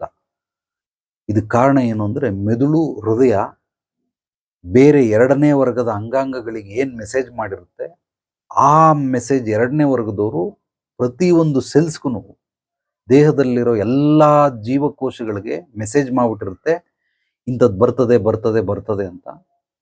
ಅದು ಏನಾದರೂ ಬರಲಿಲ್ಲ, ಅದ್ರ ಬದಲು ಬೇರೆ ಏನಾದರೂ ಬಂತು, ಅದು ಅದನ್ನು ಸ್ವೀಕರಿಸಲ್ಲ, ಅದನ್ನು ವಿಷಮಯುಕ್ತವಾಗಿ ಹೊರಗಡೆ ಹಾಕುತ್ತೆ. ಸೊ ಇದನ್ನು ನೀವು ಚೆನ್ನಾಗಿ ತಿಳ್ಕೊಳ್ಳಿ. ಈ ಎಲ್ಲ ರೀತಿಯ ಒಂದು ಶಿವರಾತ್ರಿ ಹಬ್ಬದ ದಿವಸ ಡೀಪ್ ನಾಲೆಡ್ಜ್ ಅಂತ ಹೇಳ್ತಾ ಇದ್ದೀನಿ. ಇದು ಏನು ಹೇಳ್ತಾ ಇದ್ದೀನಿ ಅಂದರೆ, ಮನಸ್ಸಿಗೆ ನೀವು ಏನೇನು ಮೆಸೇಜ್ ಕೊಡ್ತೀರಾ ಅದೆಲ್ಲವನ್ನ ಅದು ಸುಳ್ಳನ್ನು ಸತ್ಯ ಮಾಡುತ್ತೆ, ಸತ್ಯವನ್ನು ಸುಳ್ಳು ಮಾಡುತ್ತೆ. ಅಂದುಕೊಳ್ಳುವುದು, ಹೇಳಿದ್ದು ಒಂದು, ಮಾಡಿದ್ದು ಇನ್ನೊಂದು, ಅಥವಾ ಅಂದುಕೊಂಡಿದ್ದು ಒಂದು, ಆಗಿದ್ದು ಮತ್ತೊಂದು. ಇದು 2ರಲ್ಲಿ ಯಾವುದು ಬೇಕಾದರೂ ಆಗಲಿ, ಆ ಮೊದಲು ಹೇಳಿದಂಥ ಕಥೆಯಲ್ಲಿ ಘಟನೆ ನಡೀತಾ ಇರೋದು ಶಿಕ್ಷೆ, ಅವಮಾನ ಅಲ್ಲ, ಅವನನ್ನು ಕಳ್ಳಂಗೆ ಹೋಲಿಸ್ಬಿಟ್ಟವ್ರೆ, ಮೋಸಗಾರ. ಸೊ ಇವನೊಬ್ಬ ಕಳ್ಳ, ಸುಳ್ಳ, ಮೋಸಗಾರ ಅಂತ ಪಟ್ಟಿ ಕೊಟ್ಟವ್ರೆ. ಆದರೆ ಇವನು ಅಂದ್ಕೊಳ್ತಾ ಇರೋದೇನು, ನನಗವರು ಸನ್ಮಾನ ಕೊಡ್ತಾವ್ರೆ, ರೆಸ್ಪೆಕ್ಟ್ ಕೊಡ್ತಾವ್ರೆ, ಯಾವುದೋ ಬೇರೆ ಊರಿಂದ ಬಂದಿದ್ದೀನಿ, ಈ ಊರಿಗೆ ಬಂದಮೇಲೆ ಅವರು ನನಗೆ ಅತಿಥಿ ಸತ್ಕಾರ ಮಾಡ್ತಾವ್ರೆ, ಕತ್ತೆ ಮೇಲೆ ಕುಂಡಿಸಿ ಅವ್ರದ್ದೇ ಆದಂತಹ ಪದ್ಧತಿಯಲ್ಲಿ ನನ್ನನ್ನು ಮೆರವಣಿಗೆ ಮಾಡಿಸ್ತಾವ್ರೆ. ದೇವ್ರ ಕುಂಡಿಸ್ಬಿಟ್ಟು ಮೆರವಣಿಗೆ ಮಾಡಿಸ್ತಾರೆ, ನೋಡಿದ್ರೆ ಮನುಷ್ಯನನ್ನ ಇವ್ರು ಮೆರವಣಿಗೆ ಮಾಡಿಸ್ತಾವ್ರೆ. ಎಲ್ಲರೂ ಕೂಡ ನಗ್ತಾವ್ರೆ, ನಗುಮುಖದಿಂದ ಸ್ವೀಕರಿಸ್ತಾವ್ರೆ. ಅಲ್ಲಾಗ್ತಾ ಇರೋದು ಶಿಕ್ಷೆ, ಇವನು ಅಂದ್ಕೊಂಡಿದ್ದು ಸನ್ಮಾನ, ಇಲ್ಲಾಗಿದ್ದು ಸೂಜಿಲಿ 2 ತೂತು ಮಾಡಿದಷ್ಟೇ. ಆದರೆ ನಿಜವಾಗ್ಲೂ ಹಾವು ಕಚ್ಚತ್ತ ಅಂತೇಳಿ ಶರೀರದಿಂದ ಎಲ್ಲ ರೀತಿಯ ವಿಷ ಪದಾರ್ಥಗಳು ಅದನ್ನು ಸ್ವೀಕರಿಸಿ, ಅದನ್ನು ನಂಬಿ, ಆ ವಿಷವನ್ನು ನಿಜವಾಗ್ಲೂ ಶರೀರಕ್ಕೆ ಹೋದರೆ ಹೇಗೆ ರಿಯಾಕ್ಟ್ ಆಗುತ್ತೋ ಆ ರೀತಿ ರಿಯಾಕ್ಟ್ ಆಗಿ ಸತ್ತೇ ಹೋದ. ಇದೇ ರೀತಿ ಮನೆಯಲ್ಲಿ ಹೆಣ್ಣು ಮಕ್ಕಳಿಗೆ ಕೆಲವೊಂದು ಕಾಯಿಲೆಗಳು ಬರ್ತವೆ. ಕೆಲವೊಂದು ಪಾಪ ಹೆಣ್ಮಕ್ಳಿಗೆ ರಿಯಲ್ ಫ್ಯಾಕ್ಟಲ್ಲಿ ನಮ್ಮ ಗುರುಗಳು ಹೇಳೋರು, ಹೆಣ್ಣು ಮಕ್ಕಳಿಗೆ ಸೊಂಟ ಗಟ್ಟಿ ಇರಬೇಕು, ಗಂಡು ಮಕ್ಕಳಿಗೆ ಬೆನ್ಮೂಳೆ ನೆಟ್ಟಗಿರಬೇಕು ಅಂತ. ಏನಕ್ಕೆ ಹಿಂಗೆ ಹೇಳೋರು ಅಂದರೆ, ಹೆಣ್ಣು ಮಕ್ಕಳು ಒಂದು ಸಲ ಡೆಲಿವರಿ ಆಗಿದ ತಕ್ಷಣನೇ ಒಂದು ಮಗು ಎತ್ತಿದ್ರು ಅಥವಾ 2 ಮಗು ಎತ್ತಿದ್ರು. ನಮ್ಮಮ್ಮನಿಗೆ 7 ಜನ ಮಕ್ಕಳು, ಅವ್ರ ಅಜ್ಜಿಗೆ 11 ಜನ ಮಕ್ಕಳು. ನಾನು ನೋಡ್ದಂಗೆ ಕಣ್ಣಾರೆ ನೋಡ್ದಂಗೆ 18 ಜನ ಮಕ್ಕಳು ಎಡ್ದಂಥ ತಾಯಿನ ನೋಡಿದ್ದೀನಿ, ಕಣ್ಣಾರೆ ನೋಡಿದ್ದೀನಿ. 18 ಜನ ಮಕ್ಕಳು. ಇವಾಗೆಲ್ಲ ಅದು ಹಳೆ ಕತೆ ಬೇಡ, ಬಟ್ 2 ಮಕ್ಕಳು ಆಗಿದ ತಕ್ಷಣನೇ ಸ್ವಲ್ಪ ವೀಕ್ ಆಗ್ತಾರೆ, ಶಾರೀರಿಕವಾಗಿ ವೀಕ್ ಆಗ್ತಾರೆ. ಇವಾಗ ಮೆಡಿಕಲಲ್ಲಿ ಅದು ಏನೇನೋ ಇಂಜೆಕ್ಷನ್ ಎಲ್ಲ ಕೊಟ್ಟು ಪಾಪ ಅದೊಂದು ಸ್ವಲ್ಪ ವೀಕ್ ಮಾಡ್ತದೆ, ಹಂಗಾಗಿರೋದ್ರಿಂದ ವೀಕ್ ಆಗಿರ್ತಾರೆ. ಗಂಡು ಮಕ್ಕಳು ಏನು ಮಾಡ್ತಾರೆ, ಏನೋ ಹೇಳ್ಬಿಟ್ಟು ಹೋಗ್ತಾರೆ, ಪಾಪ ಅವಳು ಅದೇ ಭರವಸೆಯಲ್ಲಿರ್ತಾಳೆ. ನೋಡಿದ್ರೆ ಏನೋ ಮಾಡ್ಕೊಂಬಂದಿರ್ತಾರೆ. ಆದ್ರಿಂದ ಹೆಣ್ಣು ಮಕ್ಕಳಿಗೆ ಜಾಸ್ತಿ ಈ ರೀತಿ ಕಾಯಿಲೆಗಳೆಲ್ಲ ಬರ್ತಾ ಇರ್ತದೆ. ಅದಕ್ಕೆ ಏನು ಹೇಳ್ತೀರಾ ಅದನ್ನೇ ಮಾಡಿ, ಅಥವಾ ಮಾಡಲಿಲ್ಲ ಅಂದರೆ ಮುಂಚಿತವಾಗಿ ತಿಳಿಸ್ಬಿಡಿ. ಈಗ ಅವಳು ನಾನಲ್ಲಿ ಉಪ್ಪಿಟ್ಟು ಮಾಡ್ತೀನಿ ಅಂತ ಹೇಳೋದು ಚಿತ್ರಾನ್ನ ಮಾಡಿದ್ಲು. ರವೆ ಇಲ್ಲ ಅಂತ ಗೊತ್ತಾಗಿದ ತಕ್ಷಣನೇ ನನಗೇನಾದರೂ, ಗುರುಜಿ ರವೆ ಇಲ್ಲ ನಮ್ಮ ಮನೆಯಲ್ಲಿ ಖಾಲಿಯಾಗಿದೆ, ತಗೊಂಡು ಬಂದು ಮಾಡ್ತೀನಿ, ಸ್ವಲ್ಪ ಲೇಟ್ ಆಗುತ್ತೆ, ಇಲ್ಲಾಂದರೆ ನಾನು ರವೆ ಉಪ್ಪಿಟ್ಟು ಮಾಡಲ್ಲ ಗುರುಜಿ, ಚಿತ್ರಾನ್ನ ಮಾಡಲಾ ಅಂತ ಕೇಳಿದರೆ ನನ್ನ ಮೈಂಡಿಗೆ ನಾನು ಅಗೇನ್ ಮೆಸೇಜ್ ಕಳಿಸ್ತಾ ಇದ್ದೆ, ಅಪ್ಪ ಸಾರಿ ಕಣ್ರಯ್ಯ. ಸೊ ಅವಳು ಉಪ್ಪಿಟ್ಟು ಅಂತ ಹೇಳಿದ್ಲು, ನಾನು ನಿಮಗೆ ಉಪ್ಪಿಟ್ಟು ಅಂತ ಹೇಳಿದ್ದೆ, ಬಟ್ ಉಪ್ಪಿಟ್ಟನ್ನು ಸ್ವೀಕರಿಸೋಕ್ಕಾಗಲಿಲ್ಲ. ಈಗ ಚಿತ್ರಾನ್ನ ಬರ್ತಾ ಇದೆ, ದಯವಿಟ್ಟು ಕ್ಷಮಿಸಿ ಅಂತ ಕ್ಷಮೆ ಕೇಳಿ ಆಮೇಲೆ ಚಿತ್ರಾನ್ನನ ಸ್ವೀಕರಿಸಿದ್ರೆ ಅದು ಅಮೃತ ಆಹಾರವಾಗಿ ಪರಿವರ್ತನೆಗೊಳ್ಳೋದು. ಆದರೆ ಹಂಗಾಗಲಿಲ್ಲ, ಅವಳು ಹೇಳಲಿಲ್ಲ ಅಂದರೆ ಶರೀರ ಅಕ್ಸೆಪ್ಟ್ ಮಾಡಲ್ಲ. ನಿಜವಾಗ್ಲೂ ಹೇಳ್ತಾ ಇದ್ದೀನಿ, ಈಗ ಹೋಗ್ಬಿಟ್ಟಿದ್ದೀನಿ, ನಾನು ಊಟ ಮಾಡಲ್ಲ ಅಂತ ಸ್ಟ್ರೈಕ್ ಮಾಡೋಕ್ಕಾಗೋದಿಲ್ಲ. ಅದು ಏನೇ ಬಂದರೂ ನನಗೆ ಕರಗಿಸ್ಕೊಳ್ಳೋ ಅಂಥ ವಿದ್ಯೆಗಳು ಗೊತ್ತಿದೆ, ನಾನು ಡೈಜೆಸ್ಟ್ ಮಾಡ್ಕೊಳ್ತೀನಿ. ದೇಹದ ಯಾವುದೇ ಅಂಗಾಂಗಗಳು, ಮನಸ್ಸು, ಆತ್ಮ ರಿಪೇರಿ ಆದರೆ ರಿಪೇರಿ ಮಾಡುವಂಥ ವಿದ್ಯೆ ಕಲ್ತಿರೋದ್ರಿಂದ ನಾನು ಅದನ್ನು ಹೇಗೋ ಮ್ಯಾನೇಜ್ ಮಾಡ್ಕೊಳ್ತೀನಿ. ವಿದ್ಯೆ ಕಲ್ತಿರೋನಿಗೇನಂತೆ, ನನ್ನ ಆಫೀಸ್ಗೆ ಸುಮಾರು ಜನ ಬಂದು ಹೋಗಿದ್ದಾರೆ, ತುಂಬ ಚೆನ್ನಾಗಿದೆ ಗುರುಜಿ, ಒಳ್ಳೆ ವೈಬ್ರೇಷನ್ ಇದೆ, ಚೆನ್ನಾಗಿ ಮಾಡ್ಕೊಂಡಿದ್ದೀರಾ, ಬಹಳ ಅದ್ಭುತವಾಗಿದೆ ಅಂತ ಅಂದ್ಕೊಳ್ತಾರೆ. ಅಕಸ್ಮಾತ್ ನಾನು ಖಾಲಿ ಮಾಡಿದೆ ಅಂದ್ಕೊಳ್ಳಿ, ನೀವು ಯಾರಾದರೂ ಇಲ್ಲಿ ಬಂದರೆ 108 ದಿವಸನೂ ಇರಲ್ಲ, ಅಂದರೆ 3 ತಿಂಗಳು ಇರಲ್ಲ ಇಲ್ಲಿ. ಯಾಕೆಂದರೆ ಈ ಎನರ್ಜಿಗೆ ನೀವು ಸೂಟ್ ಆಗೋದಿಲ್ಲ.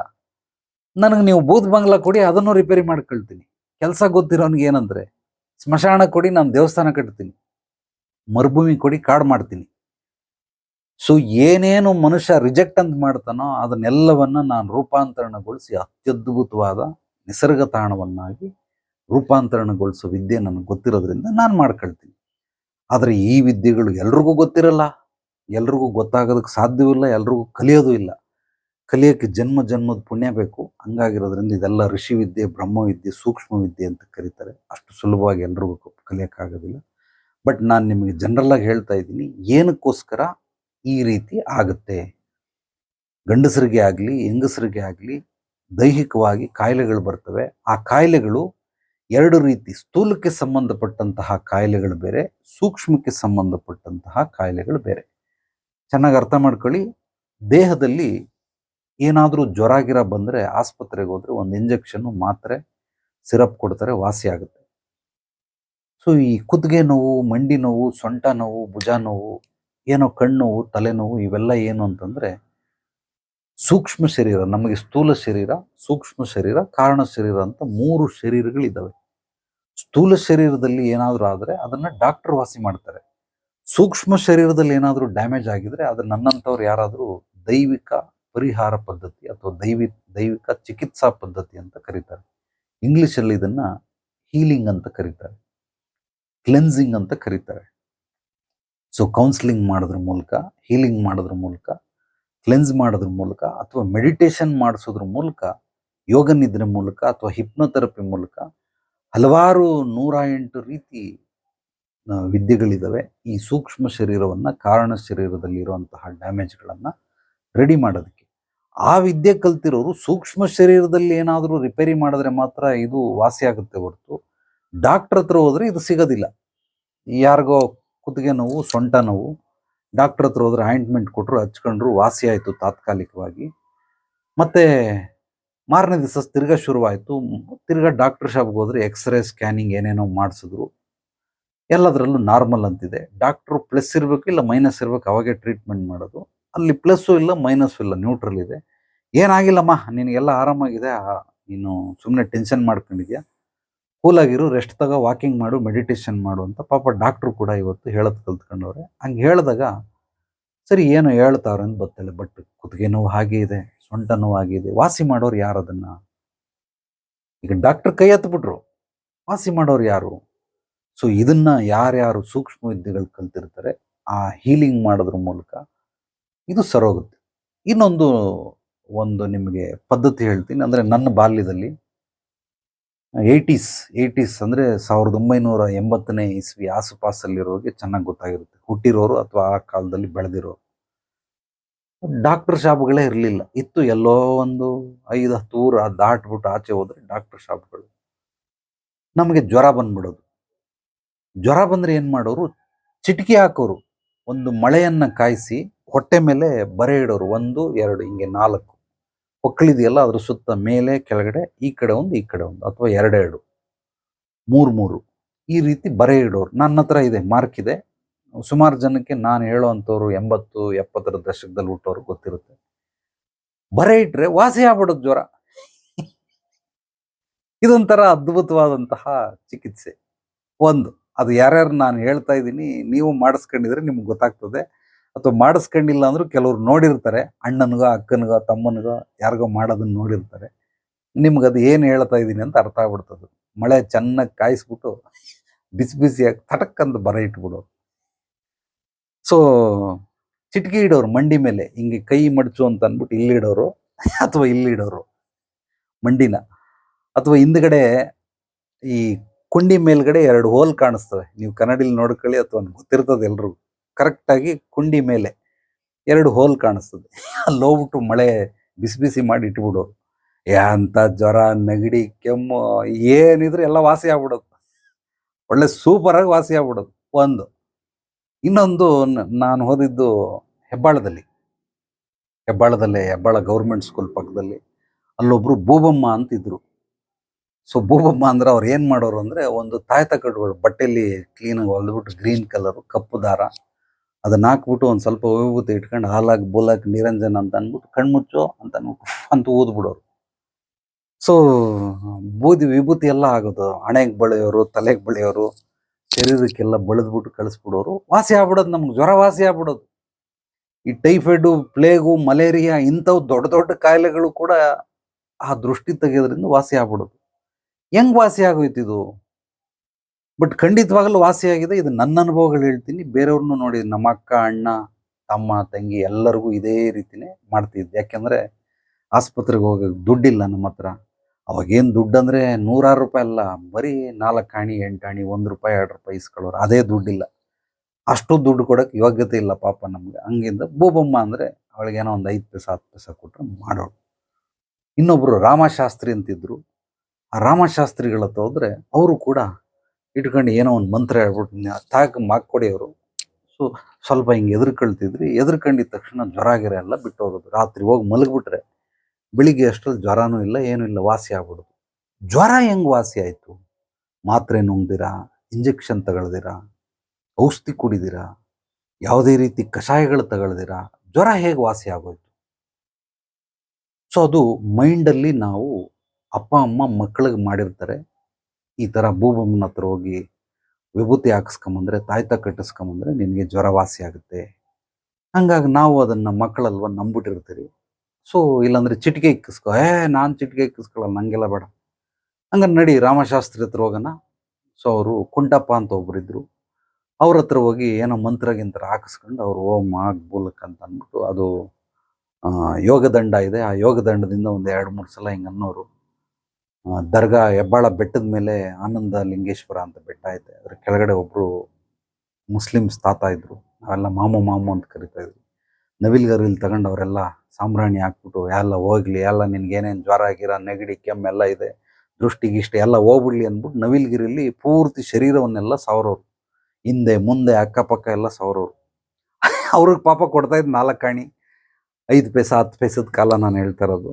ನನ್ನ ಕಾಲದಲ್ಲಿ ಅಂದರೆ ನನ್ನ ಬಾಲ್ಯದಲ್ಲಿ 5 ಪೈಸಾ ನೋಡಿದ್ದೀನಿ. ನಮ್ಮ ಅಪ್ಪನ ಬಾಲ್ 1 ಪೈಸಾ 2 ಪೈಸಾ ಅದನ್ನೆಲ್ಲ ನೋಡೋರೆ. ಬಟ್ ನಾನು 5 ಪೈಸದಿಂದ ನೋಡಿದ್ದೀನಿ. ಅವ್ರಿಗೊಂದು 5-10 ಪೈಸಾ ಕೊಟ್ಬಿಟ್ರೆ ಬಟ್ ನಿಜವಾಗ್ಲೂ ಹೇಳ್ತಾ ಇದ್ದೀನಿ, ಅದೆಲ್ಲ ಹುಷಾರಾಗೋದು ಹೇಗೆ ಹುಷಾರಾಗ್ತಾ ಇತ್ತು. ಸೊ ಇದೇ ರೀತಿನೇ ಅಗೈನ್ ಮತ್ತೆ ಸೊ ಬಾಸು, ಮ್ಯಾನೇಜರು ಅಂದರೆ ಸ್ಟಾಫ್ ಬಿಟ್ಟರೆ ವರ್ಕರ್ಸು. ಈ ಶರೀರದಲ್ಲಿ 3 ರೀತಿಯ ಜನಗಳು ಕೆಲಸ ಮಾಡ್ತಾರೆ. ಯಾರ್ಯಾರು ಏನೇನು ಮೆಸೇಜ್ ಕೊಟ್ಟಿರ್ತಾರೆ ಮೇಲಧಿಕಾರಿಗಳಿಂದ ಕೆಳಗಡೆ ಅಧಿಕಾರಿಗಳಿಂದ 3ನೇ ಅಧಿಕಾರಿಗಳಿಗೆ ಅಥವಾ ಕಾರ್ಮಿಕರಿಗೆ ಏನು ಅಧಿಕಾರ ಕೊಟ್ಟಿರ್ತಾರೆ, ಆ ಮೆಸೇಜನ್ನು ಅವ್ರು ಫಾಲೋ ಮಾಡಲೇಬೇಕು. ಫಾಲೋ ಮಾಡಲಿಲ್ಲ ಅಂದರೆ ಎಲ್ಲ ಸ್ಟ್ರೈಕ್ ಮಾಡ್ತಾರೆ. ಕಾರ್ಮಿಕರ ದಿನಾಚರಣೆ ಸ್ಟ್ರೈಕ್ ಮಾಡಿದ್ರು, ನಮಗೆ ಇಂತಿಂಥ ಬೇಡಿಕೆಗಳಿದ್ದಾವೆ, ನೀವು ಕೊಡಲೇಬೇಕು. ಆ ಸ್ಟ್ರೈಕೇ ನಿಮಗೆ ಕುತ್ತಿಗೆ ನೋವು, ಸೊಂಟ ನೋವು, ಆ ನೋವು, ಈ ನೋವು, ಯಾರಿಗೋ ಹಾರ್ಟ್ ಅಟ್ಯಾಕ್ ಆಯಿತು, ಕಿಡ್ನಿ ಫೇಲ್ಯೂರ್ ಆಯಿತು, ಬ್ರೈನ್ ಟ್ಯೂಮರ್ ಆಯಿತು, ಪೈಲ್ಸ್ ಬಂತು, ಸೊ ಏನದು ಬ್ಲಡ್ ಕ್ಯಾನ್ಸರು, ಬ್ರೆಸ್ಟ್ ಕ್ಯಾನ್ಸರು, ಇದೆಲ್ಲ ಯಾಕೆ ಬರ್ತವೆ ಅಂತಂದರೆ ಮೆಡಿಕಲ್. ಪಾಪ ಅವರು ಡಾಕ್ಟರ್ ಬಗ್ಗೆ ನಾನೇನು ಅಲ್ಲಗಳಿತಾ ಇಲ್ಲ, ಅವ್ರು ಕರೆಕ್ಟಾಗಿ ಹೇಳ್ತಾರೆ, ಇವನು ಹಾರ್ಟ್ ಅಟ್ಯಾಕ್ ಆಯ್ತು ಸತ್ತ, ಬ್ರೈನ್ ಟ್ಯೂಮರ್ ಐತೆ, ಒಳಗಡೆ ಏನೋ ಕ್ಯಾನ್ಸರ್ ಗೆಡ್ಡೆ ಬೆಳ್ಕೊಂಡಿದೆ, ಬ್ಲಡ್ ಕ್ಯಾನ್ಸರ್ ಆಗಿದೆ, ಬ್ರೆಸ್ಟ್ ಕ್ಯಾನ್ಸರ್ ಆಗಿದೆ, ಕಿಡ್ನಿ ಫೇಲ್ಯೂರ್ ಆಗಿದೆ, ಲಿವರ್ ಡ್ಯಾಮೇಜ್ ಆಗ್ಬಿಟ್ಟೈತೆ. ಇವೆಲ್ಲ ಏನು ಹೇಳ್ತಾರೆ ಅಂದರೆ, ಕುಡಿದು ಲಿವರ್ ಡ್ಯಾಮೇಜ್ ಆಗೋದು ಅದು ಸಹಜ, ಬಟ್ ಕುಡಿಯೋದೇ ಇಲ್ಲ ಪಾಪ, ಅವನಿಗೆ ಲಿವರ್ ಡ್ಯಾಮೇಜ್. ಇದೆಲ್ಲ ಯಾಕೆ ಅಂದರೆ, ಈ ರೀತಿ ವಿರುದ್ಧವಾದ ಆಹಾರಗಳನ್ನು ಅಥವಾ ವಿರುದ್ಧವಾದ ಯೋಚನೆಗಳನ್ನು ಒಳಗಡೆ ಕೊಟ್ಟು ಹೇಳಿದ್ದೊಂದು ಮಾಡಿದ್ದೊಂದು, ಹಂಗಾದಾಗ ಏನಾಗುತ್ತೆ, ಇದೆಲ್ಲ ಅವಯವಗಳು ಕ್ಷೀಣಿಸ್ತಾ ಹೋಗ್ತವೆ, ಅಲ್ಲಿ ಕ್ಯಾನ್ಸರ್ ಗೆಡ್ಡೆಗಳಾಗಿ ರೂಪಾಂತರಣಗೊಳ್ತವೆ. ಏನೋ ಬ್ರೈನಲ್ಲೊಂದು ಹಾರ್ಟಲ್ಲಿ ಹೋಲ್ ಇದೆ, ಸೊ ಲಿವರ್ ಡ್ಯಾಮೇಜ್ ಆಗೋಯ್ತು, ಕಿಡ್ನಿ ಡ್ಯಾಮೇಜ್ ಆಗೋಯ್ತು, ಸೊ ಮಂಡಿ ಸೌದೋಗ್ಬಿಟ್ಟಿದೆ. ಯಾಕೆ ಸೌದಾಗೈತೆ? ಹೇಳಿದ್ದೊಂದು, ತಿಂದಿದ್ದೊಂದು, ಅಂದ್ಕೊಂಡಿದ್ದೊಂದು, ಆಗಿದ್ದೊಂದು. ಇದೆಲ್ಲ ಯಾಕೆ ಆಗ್ತವೆ? ಸೊ ಇದೆಲ್ಲ ವಿರುದ್ಧ ಭಾಸ. ಯಾವಾಗ ನಾವು ಹೇಳೋದೊಂದು ಮಾಡೋದೊಂದು ಮಾಡ್ತೀವಿ, ಖಂಡಿತವಾಗ್ಲೂ ಇದೆಲ್ಲವೂ ಹಂಗೆ ಆಗುತ್ತೆ. ಮತ್ತೊಂದು ನಿಮಗೆ ನೈಜ ಘಟನೆಯನ್ನು ಹೇಳ್ತೀನಿ.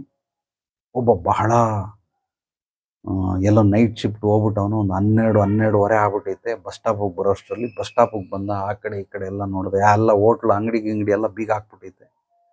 ಮನೆಗೆ ಬರ್ತಾನೆ, ಹೊಟ್ಟೆ ಹಸು ತಡೆಯೋಕ್ಕಾಗ್ತಾಯಿಲ್ಲ ಅವನಿಗೆ. ಏನು ಮಾಡಿದ್ರು ಇವನು ಇನ್ನು ಹೋಟ್ಲೇ ಇಲ್ಲಲ್ಲಪ್ಪ, ಇವತ್ತು ಹಸ್ಕೊಂಡು ಮಲ್ಕೊಳ್ಬೇಕು ಅಂತ ಅಂದ್ಬಿಟ್ಟು ಸ್ವಲ್ಪ ನೀರು ಕುಡಿತಾನೆ. ನೀರು ಒಳಗಡೆನೇ ಹೋಗಲ್ಲ. ಹೊಟ್ಟೆ ಹಸು ಇದ್ದಾಗ ಕೆಲವರು ಆಲ್ಟ್ರೇಷನ್ ನೀರು ಕುಡಿತಾರೆ, ಬಟ್ ಅದು ತೃಪ್ತಿ ಆಗಲ್ಲ. ಸರಿ ಮನೆಗೆ ಹೋಗ್ತಾನೆ, ಎಲ್ಲ ತೆಗೆದು ನೋಡ್ತಾನೆ, ಮನೆಯಲ್ಲೂ ಏನೂ ಇಲ್ಲ ತಿನ್ನಕ್ಕೆ. ಅಳಸೋಗಿರೋದಾದ್ರೂ ತಿನ್ಬಿಡ್ತಾನೆ, ಬಟ್ ಅದು ಏನೂ ಇಲ್ಲ. ಫ್ರಿಡ್ಜ್ ತೆಗೆದು ನೋಡ್ತಾನೆ, ಅಲ್ಲೊಂದು ಸೀಬೆಕಾಯಿ ಇರ್ತದೆ. ಸೀಬೆಕಾಯಿ ಸದ್ಯ ಇದೊಂದಾದ್ರೂ ಆಯ್ತಲ್ಲ ಅಂತ ಅಂದ್ಬಿಟ್ಟು ಚಾಕು ತಗೊಂಡು ಕಟ್ ಮಾಡ್ತಾನೆ. ಒಳಗಡೆ ನೋಡಿದ್ರೆ ಪಿತ ಪಿತ ಪಿತ ಅಂತ ಹುಳುಗಳು ಅದ್ಲಾಡ್ತಾವೆ, ಅಂದರೆ ಕೊಳ್ತೋಗ್ಬಿಟ್ಟಿದೆ ಸೀಬೆಕಾಯಿ. ಇವನು ಏನು ಮಾಡೋಕ್ಕಾಗಲ್ಲ. ಕೊನೆಗೆ ಏನು ಮಾಡ್ದ, ಲೈಟ್ ಆಫ್ ಮಾಡ್ಬಿಟ್ಟು ಸೀಬೆಕಾಯಿ ತಿನ್ಬಿಟ್ಟ. ಲೈಟ್ ಆಫ್ ಮಾಡಿ ಸೀಬೆಕಾಯಿ ತಿನ್ಬಿಟ್ಟ. ಅಂದ್ರೆ ಏನಿದ್ರ ಅರ್ಥ ಅಂದರೆ, ಲೈಟ್ ಇದ್ರೆ ಅವನು ಹುಳುಗಳು ಕಾಣ್ತವೆ, ಲೈಟ್ ಆಫ್ ಮಾಡಿಬಿಟ್ರೆ ಯಾವ ಹುಳ ಕಾಣ್ತದೆ? ಅದಕ್ಕೋಸ್ಕರ ಆಗಿದ್ದಾಗ್ಲಿ ಬಿಡಿ ಅಂತ ಅಂದ್ಬಿಟ್ಟು ಎಲ್ಲ ಅಗದ್ಬಿಟ್ಟು ತಿನ್ಬಿಟ್ಟ. ಆಲ್ಟರ್ನೇಟ್. ಸೊ ಅವನ ಮೈಂಡಲ್ಲಿ ಏನು ಅನ್ಕಂಡ, ನಿಜವಾಗ್ಲೂ ನೈಜ ಘಟನೆ ಏನು ಅಂತ ಗೊತ್ತಾಗ್ಬಿಟ್ಟೈತೆ, ಸೀಬೆಕಾಯಿ ಒಳಗಡೆ ಹುಳ ಐತೆ ಅಂತ ಗೊತ್ತಾಗ್ಬಿಟ್ಟೈತೆ. ಬಟ್ ಈಗ ಅವನು ಲೈಟ್ ಇದ್ರೆ ತಿನ್ನಕ್ಕಾಗಲ್ಲ, ಅದಕ್ಕೆ ಏನು ಮಾಡ್ತಾ, ಎಲ್ಲ ಲೈಟ್ ಆಫ್ ಮಾಡ್ಬಿಟ್ಟು ಕತ್ಲಲ್ಲಿ ತಿನ್ಬಿಟ್ಟ. ಇವಾಗ ಅವನಿಗೆ ಹುಳ ಇರೋದು ಇಲ್ಲದೆ ಇರೋದು ಏನು ಗೊತ್ತಾಗೋದಿಲ್ಲ. ಬಟ್ ಗೊತ್ತಾದರೂ ಕೂಡ ಅವನ ಮೈಂಡ್ಗೆ ಅಕ್ಸೆಪ್ಟ್ ಮಾಡ್ಕೊಂಡಿದ್ದಾನೆ. ಅಕ್ಸೆಪ್ಟ್ ಮಾಡಿದ್ರೆ ಮಾತ್ರ ತಿನ್ನಕ್ಕೆ ಸಾಧ್ಯ. ಈಗ ನಿಜವಾಗ್ಲೂ ಹೇಳ್ತಾ ಇದ್ದೀನಿ, ಅವನು ಸೀಬೆಕಾಯಿ ತಿಂದ, ಬಟ್ ಬೆಳಿಗ್ಗೆ ಯಾವುದೇ ರೀತಿ ಲೂಸ್ ಮೋಷನ್ ಏನೂ ಆಗಲಿಲ್ಲ, ಏನೂ ಆಗಕ್ಕೆ ಸಾಧ್ಯನೂ ಇಲ್ಲ. ಯಾಕೆಂದ್ರೆ ಅವನು ಸ್ವೀಕರಿಸಿದ್ದಾನೆ. ಲೈಟ್ ಆಫ್ ಮಾಡಿದ್ರೆ ಹುಳಗಳೆಲ್ಲ ಮಾಯ ಆಗ್ತವೆ, ನಾನು ಹುಳ ಇರೋ ಸೀಬೆಕಾಯಿ ತಿಂತಾ ಇಲ್ಲ ಅಂತ ಅವನ ಮೈಂಡಿಗೆ ಮೆಸೇಜ್ ಕೊಟ್ಟ. ಬಾಸು ಸ್ಟಾಫಿಗೆ ಮೆಸೇಜ್ ಕೊಟ್ಟರು, ಸ್ಟಾಫು ಇಡೀ ಶರೀರಕ್ಕೆ ಮೆಸೇಜ್ ಕೊಟ್ಟರು, ಶರೀರನೂ ಅಕ್ಸೆಪ್ಟ್ ಮಾಡ್ಕೊಳ್ತು, ಮಲ್ಕತ್ತು. ಇದೇ ಸನ್ನಿವೇಶನ ನೀವೇನಾದರೂ ಒಂದು ಮಕ್ಕಳು, ಅಂದರೆ ಒಂದು 7th ಸ್ಟ್ಯಾಂಡರ್ಡ್ 8th ಸ್ಟ್ಯಾಂಡರ್ಡ್ ಆ ಮಕ್ಳಿಗೆ ತೋರಿಸ್ಬಿಟ್ಟು, ನೋಡಿ ಇದರಲ್ಲಿ ಹುಳ ಐತೆ ಸೀಬೆಕಾಯಿ ತಿನ್ನೋದ್ರೆ, ನಾನು ತಿನ್ನಲ್ಲಪ್ಪ, ನಂಗೆ ಕೈಲಾಗಲ್ಲ, ಇದನ್ನ ಯಾರು ತಿಂತಾರೆ, ನಿಮ್ಗೇನು ಬುದ್ಧಿ ಐತಾ, ಹಂಗೆ ಹಿಂಗೆ ಅಂತ ಅಪ್ಪ ಅಮ್ಮಂಗೆ ಬೈಯಕ್ಕೆ ಶುರು ಮಾಡ್ಬಿಡ್ತಾರೆ. ಹುಳ ಇರೋದು ನೋಡ್ಬಿಟ್ಟು ಯಾರು ತಿಂತಾರೆ? ಯಾರು ತಿನ್ನಕ್ಕೆ ಸಾಧ್ಯವೇ ಇಲ್ಲ. ಸೊ ಹಂಗಾಗಿರೋದ್ರಿಂದ ಬೈಯಕ್ಕೆ ಶುರು ಮಾಡ್ಬಿಡ್ತಾರೆ. ಸೊ ತಿನ್ನೋದಿಲ್ಲ ಅವರು, ಅಕ್ಸೆಪ್ಟ್ ಮಾಡೋದಿಲ್ಲ. ಯಾಕೆಂದ್ರೆ ಮೈಂಡ್ ರಿಜೆಕ್ಟ್ ಮಾಡ್ಬಿಡ್ತು. ಹುಳ ನೋಡಿದ ತಕ್ಷಣನೇ ಬಾಸು ಸ್ಟಾಫ್ಗೆಲ್ಲ ಮೆಸೇಜ್ ಕಳಿಸ್ಬಿಟ್ಟ. ಸ್ಟಾಫ್ ಎಲ್ಲ ಅಲ್ಲಿಗೆ ಇಡೀ ಕಾರ್ಮಿಕರಿಗೆ ಮೆಸೇಜ್ ಕಳಿಸ್ಬಿಟ್ರು. ಕಳಿಸಿದ ತಕ್ಷಣನೇ ಅದು ರಿಜೆಕ್ಟ್ ಮಾಡ್ಬಿಡ್ತು. ಏನೇ ಮಾಡಿದ್ರು ತಿನ್ನೋದಿಲ್ಲ. ಈಗ ಅವ್ರಿಗೆ ಒಳ್ಳೆ ಸೀಬೆಕಾಯಿ ಕೊಡಿ, ಚೆನ್ನಾಗಿರೋದು, ಅದನ್ನು ಅವರು ಬೂದ್ ಗ್ಲಾಸ್ ಇಟ್ಬಿಟ್ಟು ನೋಡ್ಬಿಟ್ಟು ತಿಂತಾರೆ, ಹುಳಗಳೇನಾದ್ರೂ ಆಯ್ತಾ ಅಂತ. ಯಾಕೆಂದ್ರೆ ಈಗ ಹುಳ ನೋಡ್ಬಿಟ್ಟವ್ರೆ, ಈ ಹಣ್ಣಲ್ಲಿ ಹುಳ ಇಲ್ಲ, ಇನ್ನೊಂದು ಸೀಬೆಕಾಯಲ್ಲಿ ಹುಳ ಇಲ್ಲ. ಆದ್ರೆ ಅವ್ರಿಗೆ ಡೌಟು, ಇದರಲ್ಲೂ ಏನಾದರೂ ಹುಳ ಇದ್ಬಿಟ್ರೆ, ಇರಪ್ಪ ಒಂದ್ಸಲ ಬೂದ್ ಗ್ಲಾಸಲ್ಲಿ ನೋಡ್ಬಿಡೋಣ ಅಂತ ಅಂದ್ಬಿಟ್ಟು ಬೂದ್ ಗ್ಲಾಸಲ್ಲಿ ನೋಡಿ ಚೆಕ್ ಮಾಡಿ ಅದನ್ನ ಕನ್ಫರ್ಮ್ ಆದ್ಮೇಲೆ ತಿಂತಾರೆ. ಸೊ ಇದೆಲ್ಲವೂ ಕೂಡ ನಾನು ಹೇಳ್ತಾ ಇರೋಂಥದ್ದು, ಇದು ಕೆಲವ್ರಿಗೆ ಅರ್ಥ ಆಗ್ಬೋದು, ಕೆಲವ್ರಿಗೆ ಅರ್ಥ ಆಗದೇನೆ ಇರ್ಬೋದು. ಅರ್ಥ ಆಗದೆ ಇರೋಂಥದ್ದು ಏನು ಭಾಷೆಯಲ್ಲಿ ಮಾತಾಡಿಲ್ಲ, ಎಲ್ಲ ಸರಳವಾಗಿ, ವಿವರವಾಗಿ, ಸಂಕ್ಷಿಪ್ತವಾಗಿ ಉದಾಹರಣೆ ಮೂಲಕ ಹೇಳ್ತಾ ಇದ್ದೀನಿ. ಖಂಡಿತವಾಗ್ಲೂ ಅರ್ಥ ಆಗುತ್ತೆ, ಅರ್ಥ ಮಾಡ್ಕೊಳ್ಳಿ. ಇದು ಸಾಮಾನ್ಯ ಜ್ಞಾನ ಅಲ್ಲ, ಇದು ಡೀಪ್ ನಾಲೆಡ್ಜ್. ಸೊ ಪರಮಜ್ಞಾನ ಅಂತ ತಿಳ್ಕೊಳ್ಳಿ. ಇಲ್ಲಿ ಒಳ್ಳೇದು ಕೆಟ್ಟದ್ದು, right wrong, good bad, negative positive ಎಲ್ಲ ಏನೂ ಇಲ್ಲ. ನೀನು ಅದನ್ನ ಹೇಗೆ ಸ್ವೀಕರಿಸ್ತೀಯ ಅದ್ರ ಮೇಲೆ ಡಿಪೆಂಡ್ ಆಗ್ತಾ ಇರ್ತದೆ. ಶರೀರದಲ್ಲಿ ಬರೋ ಎಲ್ಲಾ ಕಾಯಿಲೆಗಳಿಗೂ ಮೂಲ ಇದೇನೆ. ನೀನು ಅದನ್ನ ಹೇಗೆ ಸ್ವೀಕರಿಸ್ದೆ. ನೀವೆಲ್ಲ ಯೂಟ್ಯೂಬಲ್ಲಿ, ಫೇಸ್ಬುಕ್ಕಲ್ಲಿ ನೋಡಿರ್ತೀರ, ಎಲ್ಲಾರದು ವಾಟ್ಸಪ್ಪಲ್ಲಿ ಹರಿದಾಡ್ತಾ ಇರುತ್ತೆ. ಈಗಲೂ ನಿಮಗೆ ಯೂಟ್ಯೂಬಲ್ಲಿ ನೋಡಿದ್ರೆ ಸಿಗ್ತದೆ. ಒಬ್ಬ ಆ ಮಿಷಿನ್ ಆಯಿಲ್, ಗಾಡಿಗಳಿಗೆ ಇಂಜಿನ್ ಆಯಿಲ್ ತೆಗಿತಾರೆ, ತೆಗೆದುಬಿಟ್ರೆ ಕಪ್ಪಗಿರ್ತದೆ. ಅದನ್ನ ಮೇಲ್ಗಡೆಯಿಂದ ಹೊಸ ಇಂಜಿನ್ ಆಯಿಲ್ ಹಾಕ್ತಾರೆ. ಆ ಕಪ್ಪಗಿರೋಂಥ ಇಂಜಿನ್ ಆಯಿಲ್ ಏನಿದೆಯಲ್ಲ ಅದನ್ನ ಕುಡಿದ್ಬಿಟ್ಟು ಬದುಕ್ತಾನೆ. ಬೇರೆ ಏನು ತಿನ್ನಲ್ಲ. ಊಟ ತಿಂಡಿ, ಹಣ್ಣು ತರಕಾರಿ, ಸೊಪ್ಪು ಗಿಪ್ಪು ಏನು ತಿನ್ನಲ್ಲ. ಅವನು ತಿನ್ನೋದು ಕೇವಲ ಈ ರೀತಿ ಆಹಾರ ಪದಾರ್ಥ, ಅಂದ್ರೆ ಆ ಆಯಿಲನ್ನು ಕುಡಿದ್ಬಿಟ್ಟು ಬದುಕ್ತಾನೆ. ಅವನು ಹೆಂಗ್ ಕುಡಿತಾನೆ ಅಂದ್ರೆ ಕಬ್ಬಿನ ಜ್ಯೂಸ್ ಕುಡ್ದಂಗೆ ಕುಡಿತಾನೆ. ಘಟ ಘಟ ಘಟ ಘಟ ಅಂತ ಬಾಯೆಲ್ಲ ಕಪ್ಪು ಕಪ್ಪಗಿರ್ತದೆ. ಆದ್ರೆ ಅದನ್ನು ಕುಡಿದು ಡೈಜೆಸ್ಟ್ ಮಾಡ್ಕೊಳ್ತಾನೆ. ನಮ್ಮ ತಾಯಿಯ ಊರು ಪಾಲಳ್ಳಿ ಅಂದ್ರೆ ರಂಗನತಿಟ್ಟು ಅಂತ, ಬೆಳ್ಳೂರು ಕ್ರಾಸ್ ಅಂತ ಕರೀತಾರೆ. ಅಲ್ಲಿಂದ ಹೊರಗಡೆ ಹೋದ್ರೆ ರಂಗನತಿಟ್ಟು ಪ್ರವಾಸ ಸ್ಥಳ. ಅಲ್ಲಿ ಪಕ್ಷಿಧಾಮ ಅಂತ ಕರೀತಾರೆ ಅದನ್ನ, ರಂಗನತಿಟ್ಟನ್ನ. ಆ ಪಕ್ಷಿಧಾಮದ ಹತ್ರ ನಮ್ಮಮ್ಮ ಅವ್ರ ಊರು. ಅಲ್ಲಿ ಊರಲ್ಲಿ ಒಬ್ಬ ಕಲ್ಲುಗಳಂತ ತಿನ್ನೋನು, ನುರ್ಜುಗಲ್ಲು ಅಂದ್ರೆ ಸಣ್ಣ ಸಣ್ಣ ಕಲ್ಲುಗಳು, ಒಂದು ಹೆಸರು ಕಾಳು ಗಾತ್ರ, ಹೆಸರು ಬೇಳೆ ಗಾತ್ರ ಇರೋಂಥ ಕಲ್ಲುಗಳು. ಅದನ್ನ ಅವನು ಆಯ್ಕೊಂಬಂದು ಊಟ ತಿಂದಂಗೆ ತಿನ್ನೋನು.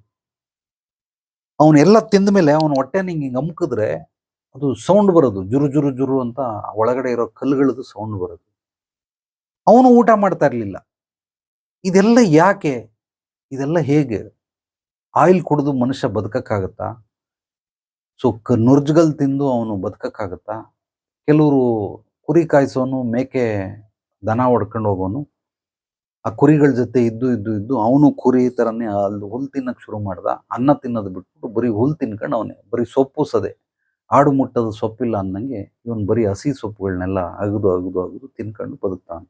ಬೇಯಿಸಿರೋದು ತಿನ್ನೋದೇ ಇಲ್ಲ, ಬೇರೆ ಏನು ತಿನ್ನಲ್ಲ, ಹುಲ್ಲು ತಿಂತಾನೆ, ಸೊಪ್ಪು ತಿಂತಾನೆ. ಯಾಕೆ ಇದೆಲ್ಲ? ಹೇಗೆ ತಿಂತಾನೆ? ಹೇಗೆ ಸ್ವೀಕರಿಸುತ್ತೆ? ಶರೀರ ಮೂಲವಾಗಿ ಅವನ ಮೆದುಳು, ಹೃದಯ ಇದು ನನ್ನ ಮೂಲ ಆಹಾರ ಅಂತ ಮೆಸೇಜ್ ಕೊಟ್ಬಿಟ್ಟಿದೆ. ಆ ಮೆಸೇಜು ಸ್ಟಾಫ್ಗೆ ಮೆಸೇಜ್ ಕಳಿಸಿದ್ದಾರೆ, ಸ್ಟಾಫು ವರ್ಕರ್ಸ್ಗೆ ಮೆಸೇಜ್ ಕಳಿಸಿದ್ದಾರೆ. ಅದಕ್ಕೋಸ್ಕರ ಅವ್ರು ಏನೇ ತಿಂದರೂ ಕೂಡ ದೇಹ ಅದನ್ನ ಅರಗಿಸ್ಕೊಳ್ಳುತ್ತೆ, ಅದೇ ಊಟ ಅಂತ ಸ್ವೀಕರಿಸಿದ್ಮೇಲೆ ಅದು ಶರೀರದಲ್ಲಿ ಯಾವ್ಯಾವ ಪೋಷಕಾಂಶಗಳನ್ನು ಕೊಡಬೇಕು ಅದರಲ್ಲಿ ಇಲ್ಲದೇ ಇದ್ರೂ ಕೂಡ ಕ್ರಿಯೇಟ್ ಮಾಡ್ಕೊಳ್ತದೆ. ಇಲ್ಲದೇ ಇದ್ರೂ ಹೆಂಗ್ ಕ್ರಿಯೇಟ್ ಮಾಡ್ತದೆ? ಅವನು ಹೆಂಗೆ ಹಾವು ಕಚ್ಚತ್ತ? ಹಾವು ಕಚ್ಚಿಲ್ಲ, ಬರೀ ಸೂಜಿಲಿ 2 ತೂತು ಹಾಕಿದ್ದು. ಆದ್ರೆ ಮೈಯೆಲ್ಲ ನೀಲ್ಗಟ್ಬಿಡ್ತು, ಬಾಯಿಂದ ನೊರೆನೂ ಬಂದ್ಬಿಡ್ತು. ನಿಜವಾಗ್ಲೂ ವಿಷ ಬಂತ? ಇಲ್ಲ, ಬರೀ ಸೂಜಿಲಿ 2 ತೂತು ಹಾಕಿದ್ದಷ್ಟೇ. ಅಂದ್ರೆ ಸುಮ್ಮನೆ ಹಿಂಗೆ ಚುಚ್ಚೆತ್ತಿದ್ದು. ಆ ಬ್ಲಡ್ ಚೆಕಪ್ ಮಾಡ್ಬೇಕಾದ್ರೆ ಒಂದು ಸೂಜಿ ತಗೊಂಡು ಚುಚ್ತಾರಲ್ಲ, ಒಂಚೂರು ಇರುವೆ ಕಚ್ಚಿದಂಗೆ ಆಗ್ತದೆ, ಆ ಥರ ತಗೊಂಡು ಹಿಂಗೆ ಚುಚ್ಚಿದ್ದಷ್ಟೇ. ಚುಚ್ಚಿದ ತಕ್ಷಣನೇ ವಿಷ ಹೆಂಗಾಯ್ತು? ಅದೇ ರೀತಿ ಅವನ ಆಯಿಲ್ ಕುಡಿದು ಅದನ್ನ ಆಯಿಲ್ನ ಊಟ, ಇದೇ ನನ್ನ ಮೂಲ ಆಹಾರ, ಇದು ನನ್ನ ದೇಹದಲ್ಲಿ ಹೋಗಿ ಎಲ್ಲ ಕಡೆ ಪೋಷಕಾಂಶಗಳನ್ನ, ಬೇಕಾಗಿರೋಂಥ ವಿಟಮಿನ್ನು, ಏನೋ ಫೈಬರು, ಕ್ಯಾಲ್ಸಿಯಮ್ಮು, ಏನೇನು ಬೇಕು ಎಲ್ಲವನ್ನ ಪೂರೈಸುತ್ತೆ. ಸೊ ಇದೆಲ್ಲ ಏನ್ರ ಆಟ ಅಂತಂದ್ರೆ ಈ 3ರ ಆಟ: boss, staff, worker.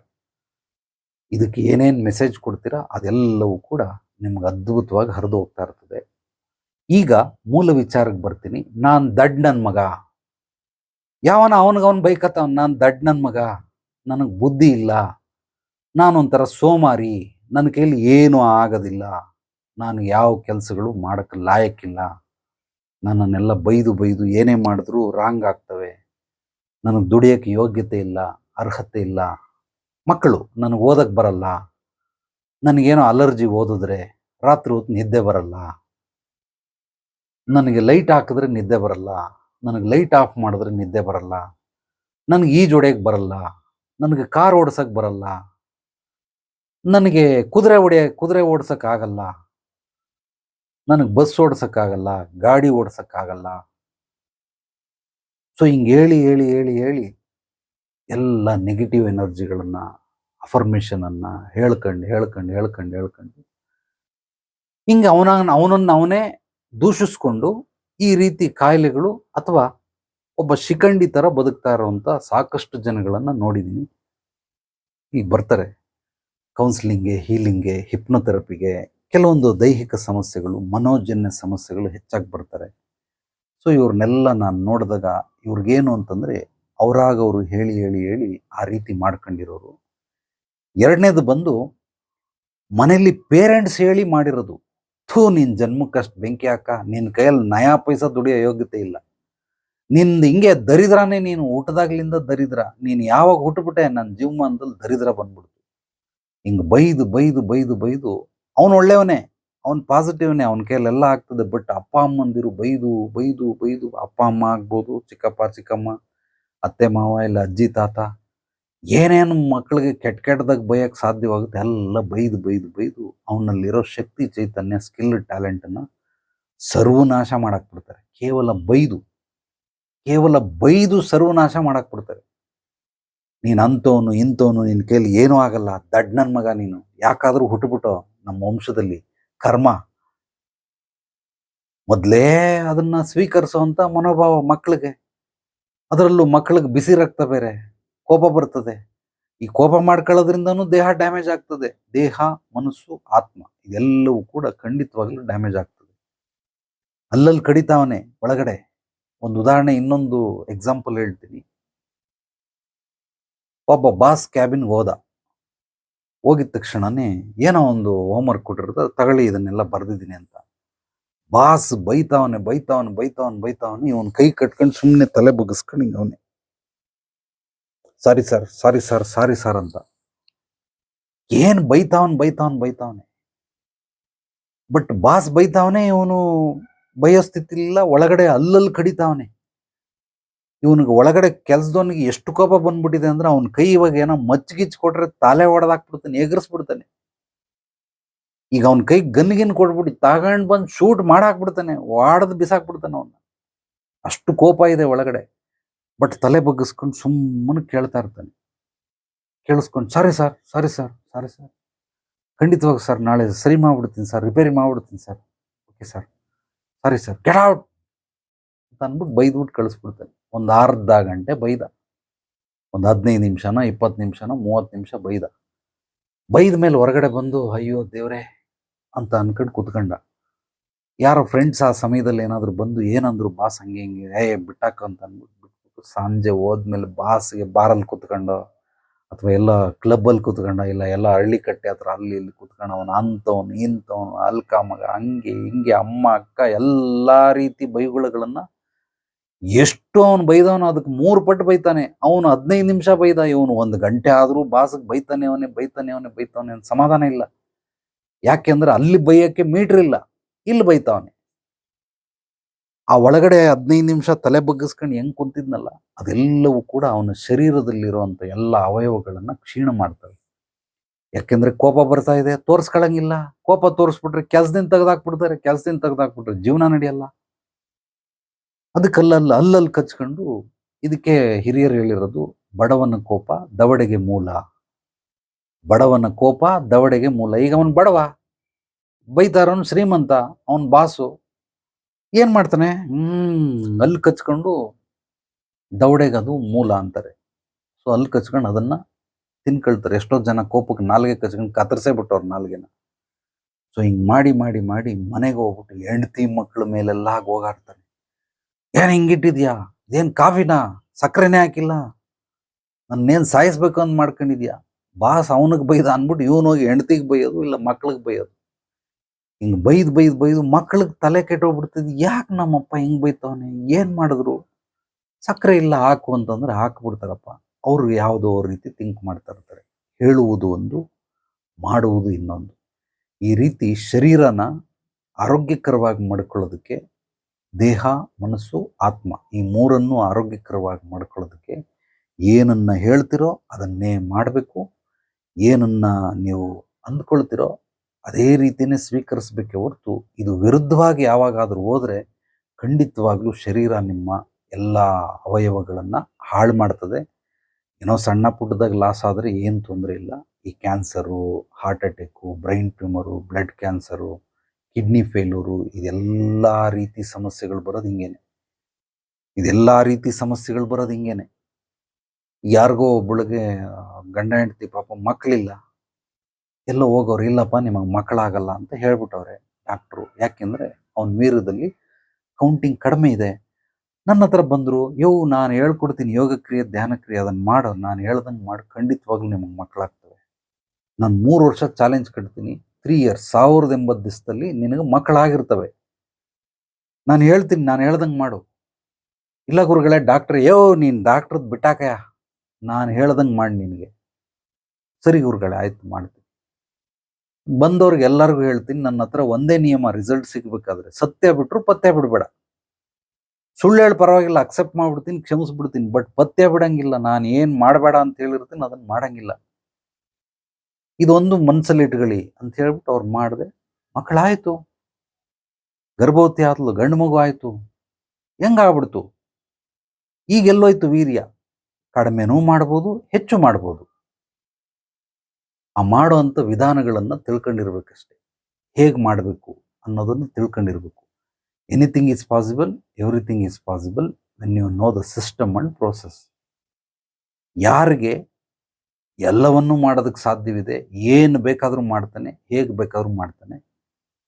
System and process, ವ್ಯವಸ್ಥೆಗಳು ಮತ್ತು ಅದರ ರೀತಿ ನೀತಿಗಳನ್ನು ತಿಳ್ಕೊಂಡಿರ್ಬೇಕು, ವಿಧಿವಿಧಾನಗಳನ್ನು ತಿಳ್ಕೊಂಡಿರ್ಬೇಕು, ನಿಯಮಗಳನ್ನು ತಿಳ್ಕೊಂಡಿರ್ಬೇಕು. You want to play the game, you know the rule. ಯಾರಿಗಿದು ಗೊತ್ತಿದೆ, ಇದು 2 ಬ್ರಹ್ಮರಹಸ್ಯ, ಖಂಡಿತವಾಗ್ಲೂ ಏನು ಬೇಕಾದರೂ ಮಾಡಬಹುದು. ಆದ್ದರಿಂದ ಡೀಪ್ ನಾಲೆಡ್ಜ್ ಈ ಒಂದು ವಾರಕ್ಕೊಂದು ವಿಚಾರ ಸತ್ಸಂಗ ಕಾರ್ಯಕ್ರಮದಲ್ಲಿ, ಅದು ಶಿವರಾತ್ರಿ ದಿವಸ ವಿಶೇಷವಾಗಿ ಸಮಥಿಂಗ್ ವಿಶೇಷವಾಗಿ ನೀಡಬೇಕು ಅಂತ ಹೇಳಿ ಈ ಒಂದು ಡೀಪ್ ನಾಲೆಡ್ಜ್ನ ನಿಮಗೆ ಕೊಟ್ಟಿದ್ದೀನಿ. ಯಾರ್ಯಾರು ಇದನ್ನು ಎಷ್ಟೆಷ್ಟು ಅನುಕೂಲ ಮಾಡ್ಕೊಳ್ತೀರಾ ಅದನ್ನು ನಿಮಗೆ ಬಿಟ್ಟಿದ್ದು. ಅಗೈನ್ ಮತ್ತೆ ಹೇಳ್ತಾ ಇದ್ದೀನಿ, ಇಡೀ ಪ್ರಪಂಚದಲ್ಲಿ, ಇಡೀ ವಿಶ್ವದಲ್ಲಿ ನಮ್ಮ ಕರ್ನಾಟಕ ನಾಡು, ದೇಶ, ಅಂತಾರಾಷ್ಟ್ರೀಯ ಎಲ್ಲಾದರೂ ಸರಿನೇ, ನೀವು ಎಲ್ಲ ಯಾವುದೇ ಭೂಮಿ, ಯಾವುದೇ ಭಾಗಕ್ಕೆ ಹೋದ್ರೂ ಏನನ್ನ ಬೇಕಾದರೂ ಎನ್ಕ್ಯಾಶ್ ಮಾಡ್ಕೊಳ್ಬೋದು. Mind it. ಏನನ್ನ ಬೇಕಾದರೂ ಬದಲಾವಣೆ ಮಾಡ್ಬೋದು, ಯಾವುದನ್ನು ಬೇಕಾದರೂ ಪರಿವರ್ತನೆ ಮಾಡ್ಬೋದು, ಏನನ್ನು ಬೇಕಾದ್ರೂ ರೂಪಾಂತರಣಗಳು ಕೂಡ ಮಾಡ್ಕೊಳ್ಬಹುದು. ಎಲ್ಲವೂ ಸಾಧ್ಯವಿದೆ ಯಾವಾಗ ನೀವು ಆ ಒಂದು ವಿದ್ಯೆಯನ್ನು ತಿಳ್ಕೊಳ್ತೀರಾ, ಕಲ್ತ್ಕೊಳ್ತೀರಾ, ಕರಗತ ಮಾಡ್ಕೊಳ್ತೀರಾ, ಅವಾಗೆಲ್ಲವೂ ಕೂಡ ಸಾಧ್ಯವಾಗುತ್ತೆ. ಖಂಡಿತವಾಗ್ಲೂ ಸಾಧ್ಯವಾಗುತ್ತೆ. ಮನಸ್ಸಿದ್ದಂತೆ ಮಾದೇವ ಅಂತ ಹಿರಿಯರು ಹೇಳಿದ, ಅದಕ್ಕೋಸ್ಕರ ಮನಸ್ಸಿದ್ದಂತೆ ಮಾದೇವ ಅಂದರೆ ಮನಸ್ಸಿಗೆ ಏನನ್ನ ಸ್ವೀಕರಿಸುತ್ತೆ ಸರಿ ಅಂತ ಅದೆಲ್ಲವೂ ಸರಿನೇ. ಮನಸ್ಸಿಗೆ ಸರಿ ಇದ್ದರೂ ಅದನ್ನು ರಿಜೆಕ್ಟ್ ಮಾಡಿದ್ರೆ ಅದೆಲ್ಲವೂ ಕೂಡ ತಪ್ಪೆ, ಅದೆಲ್ಲವೂ ಕೂಡ ಪಾಪಕೃತ್ಯಗಳೇ, ಅದೆಲ್ಲವೂ ಕೂಡ ಮನುಷ್ಯನನ್ನು ಡ್ಯಾಮೇಜ್ ಮಾಡೋಂಥವೆ. ಬಟ್ ಇಲ್ಲಿ ಎಲ್ಲವೂ ಸಾಧ್ಯ. ನಾನು ದೇಶ ಸುತ್ತಿ ನೋಡು, ಕೋಶ ಓದಿ ನೋಡು ಎರಡೂ ಮಾಡಿರೋದ್ರಿಂದ ಅದರ ಒಂದು ಅನುಭವ ಜೊತೆಯಲ್ಲಿ ಮಹನೀಯರು ಬರ್ತಾರೆ ಇಲ್ಲಿ. ಒಂದು 23 ವರ್ಷ, 2003ರಿಂದ ಲೆಕ್ಕ ಹಾಕ್ಕೊಂಡ್ರು ಇಲ್ಲಿಗೆ 2026, 23 ವರ್ಷಗಳು ನಿರಂತರವಾಗಿ ಯಾರ್ಯಾರು ಬರ್ತಾರೆ ಎಲ್ಲರನ್ನ ಅಧ್ಯಯನ ಮಾಡಿರೋದ್ರಿಂದ ಅವರಿಂದ ತಿಳ್ಕೊಂಡಿರೋದೇ ಹೆಚ್ಚು. ಸ್ವಂತ ಅನುಭವಕ್ಕಿಂತ ದೇಶ ಸುತ್ತಿ ನೋಡು, ಕೋಶ ಓದಿ ನೋಡು ಅದಕ್ಕಿಂತನೂ ಇಲ್ಲಿ ಬರುವಂಥ ಮಹನೀಯರು ಇರ್ತಾರಲ್ಲ, ಇವ್ರು ಕೊಟ್ಟಂಥದ್ದೇ ಜ್ಞಾನ ಹೆಚ್ಚು. ಪಾಪ ಅವ್ರಿಗೆ ಪರಿಹಾರ, ಅವ್ರಿಗೆ ಸಮಸ್ಯೆ, ಬಟ್ ನನಗದು ಪರಿಹಾರ, ಅದ್ಭುತವಾದಂಥ ಪರಿಹಾರ. ಬಟ್ ರಿಯಲಿ ಇಲ್ಲಿ ಎಲ್ಲವೂ ಕೂಡ ಸಾಧ್ಯತೆಗಳಿದ್ದಾವೆ. ಆದ್ದರಿಂದ ನೀವು ಅದನ್ನು ಹೇಗೆ ಸ್ವೀಕರಿಸ್ತೀರಾ, ಹೇಗೆ ಅರ್ಥೈಸ್ಕೊಂಡಿದ್ದೀರಾ, ಎಷ್ಟು ಪ್ರಮಾಣದಲ್ಲಿ ಅದನ್ನು ಕಲ್ತಿದ್ದೀರಾ, ಅಥವಾ ಕಲಿತಾ ಇದ್ದೀರಾ, ಅಥವಾ ಕಲಿಬೇಕು, ಇದೆಲ್ಲವನ್ನ ಗಮನ ಇಟ್ಕೊಂಡು ಏನನ್ನು ಬೇಕಾದರೂ ಇಲ್ಲಿ ರೂಪಾಂತರಣಗೊಳಿಸ್ಕೊಳ್ಬಹುದು, ರೂಪಿಸ್ಕೊಳ್ಬೋದು, ನಿರ್ಮಿಸ್ಕೊಳ್ಬೋದು, ಸೃಷ್ಟಿಸ್ಕೊಳ್ಬೋದು. ಭಗವಂತ, ಬ್ರಹ್ಮಾಂಡ, ಸೃಷ್ಟಿ, ನಿಸರ್ಗ, ಪಂಚಭೂತಗಳು, ಮಹನೀಯರು, ಸತ್ಪುರುಷರು, ದೈವಾಂಶ ಸಂಭೂತರು, ಪವಾಡ ಪುರುಷರು, ಋಷಿಮುನಿಗಳು, ಸಾಧು ಸಂತರು, ದಾಸರು, ಶರಣರು, ಅಘೋರಿಗಳು, ನಾಗಸಾಧುಗಳು, ಪ್ರತಿಯೊಬ್ಬರು ಇಲ್ಲಿ ನಮಗೆ ಅದ್ಭುತವಾದಂತಹ ಇನ್ಫನೈಟ್, ಅನ್ಲಿಮಿಟೆಡ್ ಹೇಳ್ತಾ ಇಲ್ಲ, ಇನ್ಫನೈಟ್ ಅಂದ್ರೆ ಅನಂತ ಪ್ರಮಾಣದಲ್ಲಿ ಎಲ್ಲವನ್ನ ನೀಡಿದ್ದಾನೆ. ಅದನ್ನ ಉಪಯೋಗಿಸ್ಕೊಳಕ್ ಬರದೇನೆ ನಾವು ಎಲ್ಲೋ ಕೈಲಾಗ್ದವನ್ ಮೈ ಪರ್ಚ್ಕೊಂಡ ಅಂದಂಗೆ ಸುಮ್ಮನೆ ಪರ್ಚ್ಕೊಂಡಿರ್ತೀವಿ. ನಮಗೂ ಬುದ್ಧಿ ಇಲ್ಲ, ಬೇರೆಯವ್ರು ಹೇಳೋ ಬುದ್ಧಿನೂ ಕೂಡ ನಾವು ಸ್ವೀಕರಿಸಲ್ಲ. ನಮಗೆ ಬುದ್ಧಿ ಇಲ್ಲ ಒಪ್ಕೊಂಬಿಡೋಣ, ಓಕೆ ಅಟ್ಲೀಸ್ಟ್ ಬೇರೆ ಯಾರೋ ಹೇಳ್ತಾವ್ರೆ, ಕೇಳಿದ್ದನ್ನಾದರೂ ಅಥವಾ ಅವ್ರು ಏನು ಹೇಳ್ತಾವ್ರೆ ಅದನ್ನು ಅರ್ಥ ಮಾಡಿಕೊಂಡು ಅವ್ರ ಜೀವನವನ್ನು ರಿಪೇರಿ ಮಾಡ್ಕೊಳ್ಬೋದು. ಬಟ್ ಕೆಲವರು ಅದನ್ನು ಮಾಡೋದಕ್ಕೆ ಹೋಗೋದಿಲ್ಲ. ಆದ್ದರಿಂದ ಮನುಷ್ಯ 6ಕ್ಕೆ ಏರಲ್ಲ, 3ಕ್ಕೆ ಇಳಿಯಲ್ಲ, ಇದ್ದಲ್ಲೇ ಇರ್ತಾನೆ. ಎಷ್ಟೇ ಜ್ಞಾನ ಬಂದರೂ ಏನೇ ಮಾಡಿದ್ರು ಕೂಡ ಅದನ್ನು ಎನ್ಕ್ಯಾಶ್ ಮಾಡ್ಕೊಳ್ಳೋದಕ್ಕೆ ಅವನಿಗೆ ಬರ್ತಾ ಇಲ್ಲ, ಬರೋದಕ್ಕೆ ಸಾಧ್ಯವಿಲ್ಲ. ಸೊ ಯಾಕೆ ಸಾಧ್ಯವಿಲ್ಲ ಅಂತಂದರೆ ಅಕ್ಸೆಪ್ಟೆನ್ಸಿ ಇಲ್ಲ. ಏನೋ ಬೋರ್ಡೆ ಬಿಡ್ತಾವನೆ ಅಂತ ಯಾರೋ ಕಾಮೆಂಟ್ ಮಾಡೋನೆ ಬೋರ್ಡೆ ಬಿಡ್ತಾ ಇದ್ದೀನಂತೆ, ಭಾಳ ಸಂತೋಷನಪ್ಪ. ಎಲ್ಲ ಕಾಲದಲ್ಲೂ ಎಲ್ಲ ಮಹಾತ್ಮರಿಗೆ ಕಲ್ಲೊಡೆದವರು, ಅವಮಾನ ಮಾಡಿದವರು, ಸೊ ಕಾಲೆಳೆದವರು, ಹೀಯಾಳಿಸಿದವರು, ಎಲ್ಲ ಮಹನೀಯರಿಗೆ, ಕೃಷ್ಣನಿಗೂ ಕೂಡ ಬಿಟ್ಟಿಲ್ಲ, ರಾಮನಿಗೂ ಕೂಡ ಬಿಟ್ಟಿಲ್ಲ, ಎಲ್ಲರಿಗೂ ಬೈದವ್ರೆ. ಹಂಗಾಗಿರೋದ್ರಿಂದ ನೆಗೆಟಿವ್ ಇರಲೇಬೇಕು. ಅದೊಂಥರ ದೃಷ್ಟಿ ಬಿಟ್ಟಿದ್ದಂಗೆ. ಭಾಳ ಸಂತೋಷ. ಅನ್ಕೊಳ್ಳಿ, ಅವ್ರು ಯಾರು ಏನೇ ಅನ್ಕೊಂಡ್ರು ಕೂಡ ಯಾರಿಗೋ ಒಂದು 100 ಜನದಲ್ಲಿ 10 ಜನಕ್ಕೆ ಉಪಕಾರ ಆದರೂ ಸಾಕು, ಹೇಳಿದ್ದಕ್ಕೆ ಸಾರ್ಥಕ. ಸೊ ಸಾಕಷ್ಟು ನನಗೂ ಎಷ್ಟೋ ಸಲ ಬೇಸರ ಆಗ್ಬಿಟ್ಟಿದೆ. ಮೊನ್ನೆ ಯಾರೋ ವಾಟ್ಸಪ್ಪಲ್ಲಿ ಮೆಸೇಜ್ ಕಳ್ಸೋನು, ಏನು ಗುರುಜಿ ಮುಂಚೆ ಸಬ್ಸ್ಕ್ರೈಬ್ ಮಾಡಿ, ಲೈಕ್ ಮಾಡಿ, ಕಾಮೆಂಟ್ ಮಾಡಿ ಅಂತ ಹೇಳ್ತಾ ಇದ್ರಿ, ಇವಾಗ ಏನು ಹೇಳ್ತಾನೆ ಇಲ್ಲ ಅಂತ. ಅಯ್ಯೋ ಹೇಳಿ ಬೇಜಾರಾಗ್ಬಿಟ್ಟೈತೆ. ನನ್ನ ಗ್ರೂಪಲ್ಲಿ ನನ್ನ ಮೊಬೈಲಲ್ಲಿ 12,000 ಮೊಬೈಲ್ ನಂಬರ್ ಲಿಸ್ಟ್ ಇದೆ. ಒಂದು ವಿಡಿಯೋ ಹಾಕಿದ್ರೆ 12,000 ವ್ಯೂಸ್ ಆದರೂ ಆದರೆ ಎಲ್ಲರೂ ನೋಡೋರು ಬಿಡಪ್ಪ ಅಂತ. ಈ ಒಳ್ಳೆ ಅದ್ಭುತವಾದ ಜ್ಞಾನ ಕೊಟ್ಟರು ಕೂಡ ಯಾರು ಲೈಕ್ ಮಾಡಲ್ಲ, ಕಾಮೆಂಟ್ ಮಾಡಲ್ಲ, ಶೇರ್ ಮಾಡಲ್ಲ. ಸೊ ಸುಮ್ಮನೆ ನೋಡ್ತಾರೆ, ಹೋಗ್ತಾರೆ. ಸೊ ನಾನು ಅನ್ಕೊಳ್ಳೋದು 1000 ಜನ ಶಿಷ್ಯಂದಿರಿಲ್ಲನೇ ನನಗೆ, 1000 ಕೂಡ ರೀಚ್ ಆಗಲ್ಲ, 1000 ಲೈಕ್ ಬರಲ್ಲ. ಅದಕ್ಕೆ ಹೇಳಿ ಸಾಕಾಗ್ಬಿಡುತ್ತೆ. ಅದಕ್ಕೋಸ್ಕರ ಹೇಳೋದೇ ಬಿಟ್ಬಿಟ್ಟೆ. ಮಾಡಿದ್ರೆ ಮಾಡಿ, ಬಿಟ್ಟರೆ ಬಿಡಿ. ನಮ್ಮ ಗುರುಗಳು ಹೇಳೋರೆ, ಕೃಷ್ಣ ಪರಮಾತ್ಮ ಹೇಳೋನೆ, ನೀನು ಫಲಾಪೇಕ್ಷೆಗಳನ್ನು ಬಯಸ್ಬೇಡ, ಸುಮ್ಮನೆ ಕರ್ಮ ಮಾಡ್ತಾ ಹೋಗು, ಒಂದು ದಿವಸ ನಾನು ನೋಡ್ಕೊತೀನಿ ಅಂತ. ಅದಕ್ಕೆ ನಾನು ಕೃಷ್ಣನ ಮೇಲೆ ಭಾರ ಹಾಕ್ಬಿಟ್ಟು, ಯಾರು ಲೈಕ್ ಮಾಡಲಿ, ಮಾಡದೆ ಹೋಗಲಿ, ಶೇರ್ ಮಾಡಲಿ, ಮಾಡದೆ ಹೋಗಲಿ, ನನ್ನ ನಿತ್ಯ ಕರ್ಮಗಳು ಏನಿದೆಯೋ ಅದನ್ನು ನಾನು ನಿರಂತರವಾಗಿ ಮಾಡ್ಕೊಂಡು ಬರ್ತಾ ಇದ್ದೀನಿ, ಮಾಡ್ಕೊಂಡು ಹೋಗ್ತಾ ಇರ್ತೀನಿ ಶಕ್ತಿ ಇರೋವರೆಗೂ. ಖಂಡಿತವಾಗ್ಲೂ ಅದಕ್ಕೆಲ್ಲ ಎಕ್ಸ್ಪೆಕ್ಟೇಷನ್ ಇಲ್ಲ. ಖಂಡಿತವಾಗ್ಲೂ ಇನ್ಮೇಲೆ ಆ ಥರ ಮಾಡೋದಕ್ಕೆ ಸಾಧ್ಯವಿಲ್ಲ. ಹೇಳ್ಬಿಟ್ಟೆ ಅವನಿಗೆ, ಇನ್ಮೇಲೆ ಅವೆಲ್ಲ ಹೇಳಲ್ಲಪ್ಪ, ಏನೋ ಅವ್ರು ಮಾಡಿದ್ರೆ ಮಾಡಲಿ, ಬಿಟ್ಟರೆ ಬಿಡಲಿ, ಅವ್ರವ್ರ ಇಚ್ಛೆ. ಬಟ್ ಎನಿವೆ ಕೇಳಿ ಸಂತೋಷ ಆಯ್ತು ಕಣಯ್ಯ. ಸೊ ಎಲ್ಲರೂ ಹೇಳ್ದೆ ನೀನು ಲೈಕ್ ಮಾಡ ಅಂತಂದ್ರೆ ಅವನೇ ಲೈಕ್ ಮಾಡಿಲ್ಲ, ಹೇಳ್ದವನೇ ಲೈಕ್ ಮಾಡಿಲ್ಲ. ತಗೊಳಪ್ಪ, ಇದು ಒಳ್ಳೆ ವಿಷಯ. ಸೊ ಸೂಪರ್ ಅನ್ನಿಸ್ತು, ಮಜಾ ಅನ್ನಿಸ್ತು. ಎನಿವೆ ಕೆಲವರು ಬೇಸರ ಮಾಡ್ಕೊಂಡು ಬಿಟ್ಬಿಟ್ಟು ಹೋಗ್ಬಿಡ್ತಾರೆ. ನನಗೂ ಸಾಕಷ್ಟು ಸಲ ಬೇಸರ ಆಗಿದೆ, ಬಟ್ ನಾನು ಬಿಟ್ಟಿಲ್ಲ. ಆ ಬೇಸರನ ಯಾವುದೋ ಒಂದು ಮೂಲಕ ಸರಿಪಡಿಸ್ಕೊಳ್ತೀನಿ. ನನಗೇನಾದರೂ ಮೂಡ್ ಅಪ್ಸೆಟ್ ಆದರೆ ತಣ್ಣೀರು ಸ್ನಾನ ಮಾಡ್ತೀನಿ. ನಿಜವಾಗ್ಲೂ ಬಹಳ ಆಹ್ಲಾದಕರವಾಗಿ ಒಂಥರ ಫ್ರೆಶ್ ಆಗ್ಬಿಡ್ತೀನಿ ತಣ್ಣೀರು ಸ್ನಾನ ಮಾಡಿದ್ರೆ. ಇಲ್ಲಾಂದರೆ ಅದ್ಭುತವಾಗಿ ಕೂತ್ಕೊಂಡು 1-2 ಹಾಡು ಹೇಳ್ತೀನಿ, ಇಲ್ಲಾಂದರೆ ತತ್ವಗೀತೆಗಳನ್ನು ಬರಿತೀನಿ. ಒಂದಷ್ಟು ಗೀತೆಗಳನ್ನು ಬರೆದಿದ್ದೀನಿ. ಈ ನಡುವೆ ತಂಬೂರಿ ಮುಟ್ಟೆ ಇಲ್ಲ, ಸ್ವಲ್ಪ ಬ್ಯುಸಿಯಾಗಿದ್ದೆ. ಬಟ್ ಇನ್ಮೇಲಿಂದ ಶುರು ಮಾಡ್ತೀನಿ. ಅಟ್ಲೀಸ್ಟ್ ವಾರಕ್ಕೊಂದೊಂದು ಗೀತೆಗಳನ್ನು ಹಾಡ್ತಾ ಹೋದರೆ ಫೇಸ್ಬುಕ್ಕಲ್ಲಿ ಖಂಡಿತವಾಗಿ ಲೈವ್ ಬಂದು ಹಾಡೋದಕ್ಕೆ ಪ್ರಯತ್ನ ಪಡ್ತೀನಿ. ಎನಿವೆ, ಸೊ ಇವತ್ತು ಶಿವರಾತ್ರಿ ಹಬ್ಬ ಆಗಿರೋದ್ರಿಂದ ಡೀಪ್ ನಾಲೆಡ್ಜ್ ಕೊಡೋಣ ಅಂಥೇಳಿ ಅಂದುಕೊಳ್ಳುವುದು, ಹೇಳುವುದು ಒಂದು, ಮಾಡುವುದು ಇನ್ನೊಂದು ಅನ್ನೋ ವಿಚಾರದ ಇವತ್ತಿನ ವಿಷಯವಾಗಿ ಒಂದಷ್ಟು ವಿಚಾರಗಳನ್ನು ತಿಳಿಸಿದ್ದೀನಿ. ಎಲ್ಲರೂ ಕೂಡ ಅದನ್ನು ಎನ್ಕ್ಯಾಶ್ ಮಾಡ್ಕೊಳ್ಳಿ. ಮತ್ತೊಮ್ಮೆ ತಮ್ಮೆಲ್ಲರಿಗೂ ಶಿವರಾತ್ರಿ ಹಬ್ಬದ ಆರ್ಥಿಕ ಶುಭಾಶಯಗಳು. ಸೊ ಶಿವ ನಿಮಗೆ ಎಲ್ಲರಿಗೂ, ನಿಮ್ಮ ಕುಟುಂಬಕ್ಕೆ ಶಕ್ತಿ ಚೈತನ್ಯ ಕೊಟ್ಟು, ಆಯುಷ್ಯ ಆರೋಗ್ಯ ಐಶ್ವರ್ಯವನ್ನು ಕೊಟ್ಟು, ಎಲ್ಲದಕ್ಕಿಂತ ಹೆಚ್ಚಾಗಿ ಅರ್ಥೈಸಿಕೊಳ್ಳುವಂತಹ ಕಲೆ ನಿಮಗೆ ಒಲಿಲಿ ಅಂತ ಪ್ರಾರ್ಥಿಸ್ತಾ ಇಂದಿನ ಒಂದು ಸತ್ಸಂಗ ಕಾರ್ಯಕ್ರಮವನ್ನು ಮುಗಿಸ್ತೀನಿ. ಎಲ್ರಿಗೂ ಒಳ್ಳೆಯದಾಗಲಿ. ನಾಳೆ ಮತ್ತೆ ಭೇಟಿಯಾಗೋಣ ಮತ್ತಷ್ಟು ಸತ್ವಭರಿತ ವಿಚಾರಗಳೊಂದಿಗೆ. ಎಲ್ಲರೊಳಗಡಗಿರುವ ಭಗವಂತನಿಗೆ ನನ್ನ ಭಕ್ತಿಪೂರ್ವ ಪ್ರಣಾಮಗಳು. ಸರ್ವೇ ಜನೋ ಸುಖಿನೋ ಭವಂತು. ಶುಭರಾತ್ರಿ. ಎಲ್ರಿಗೂ ಪರಮಶಿವ ಒಳ್ಳೇದು ಮಾಡಲಿ. ಸೊ ನಾನು ನಿರ್ಗಮಿಸ್ತಾ ಇದ್ದೀನಿ. ಹ್ಯಾಪಿ ಶಿವರಾತ್ರಿ.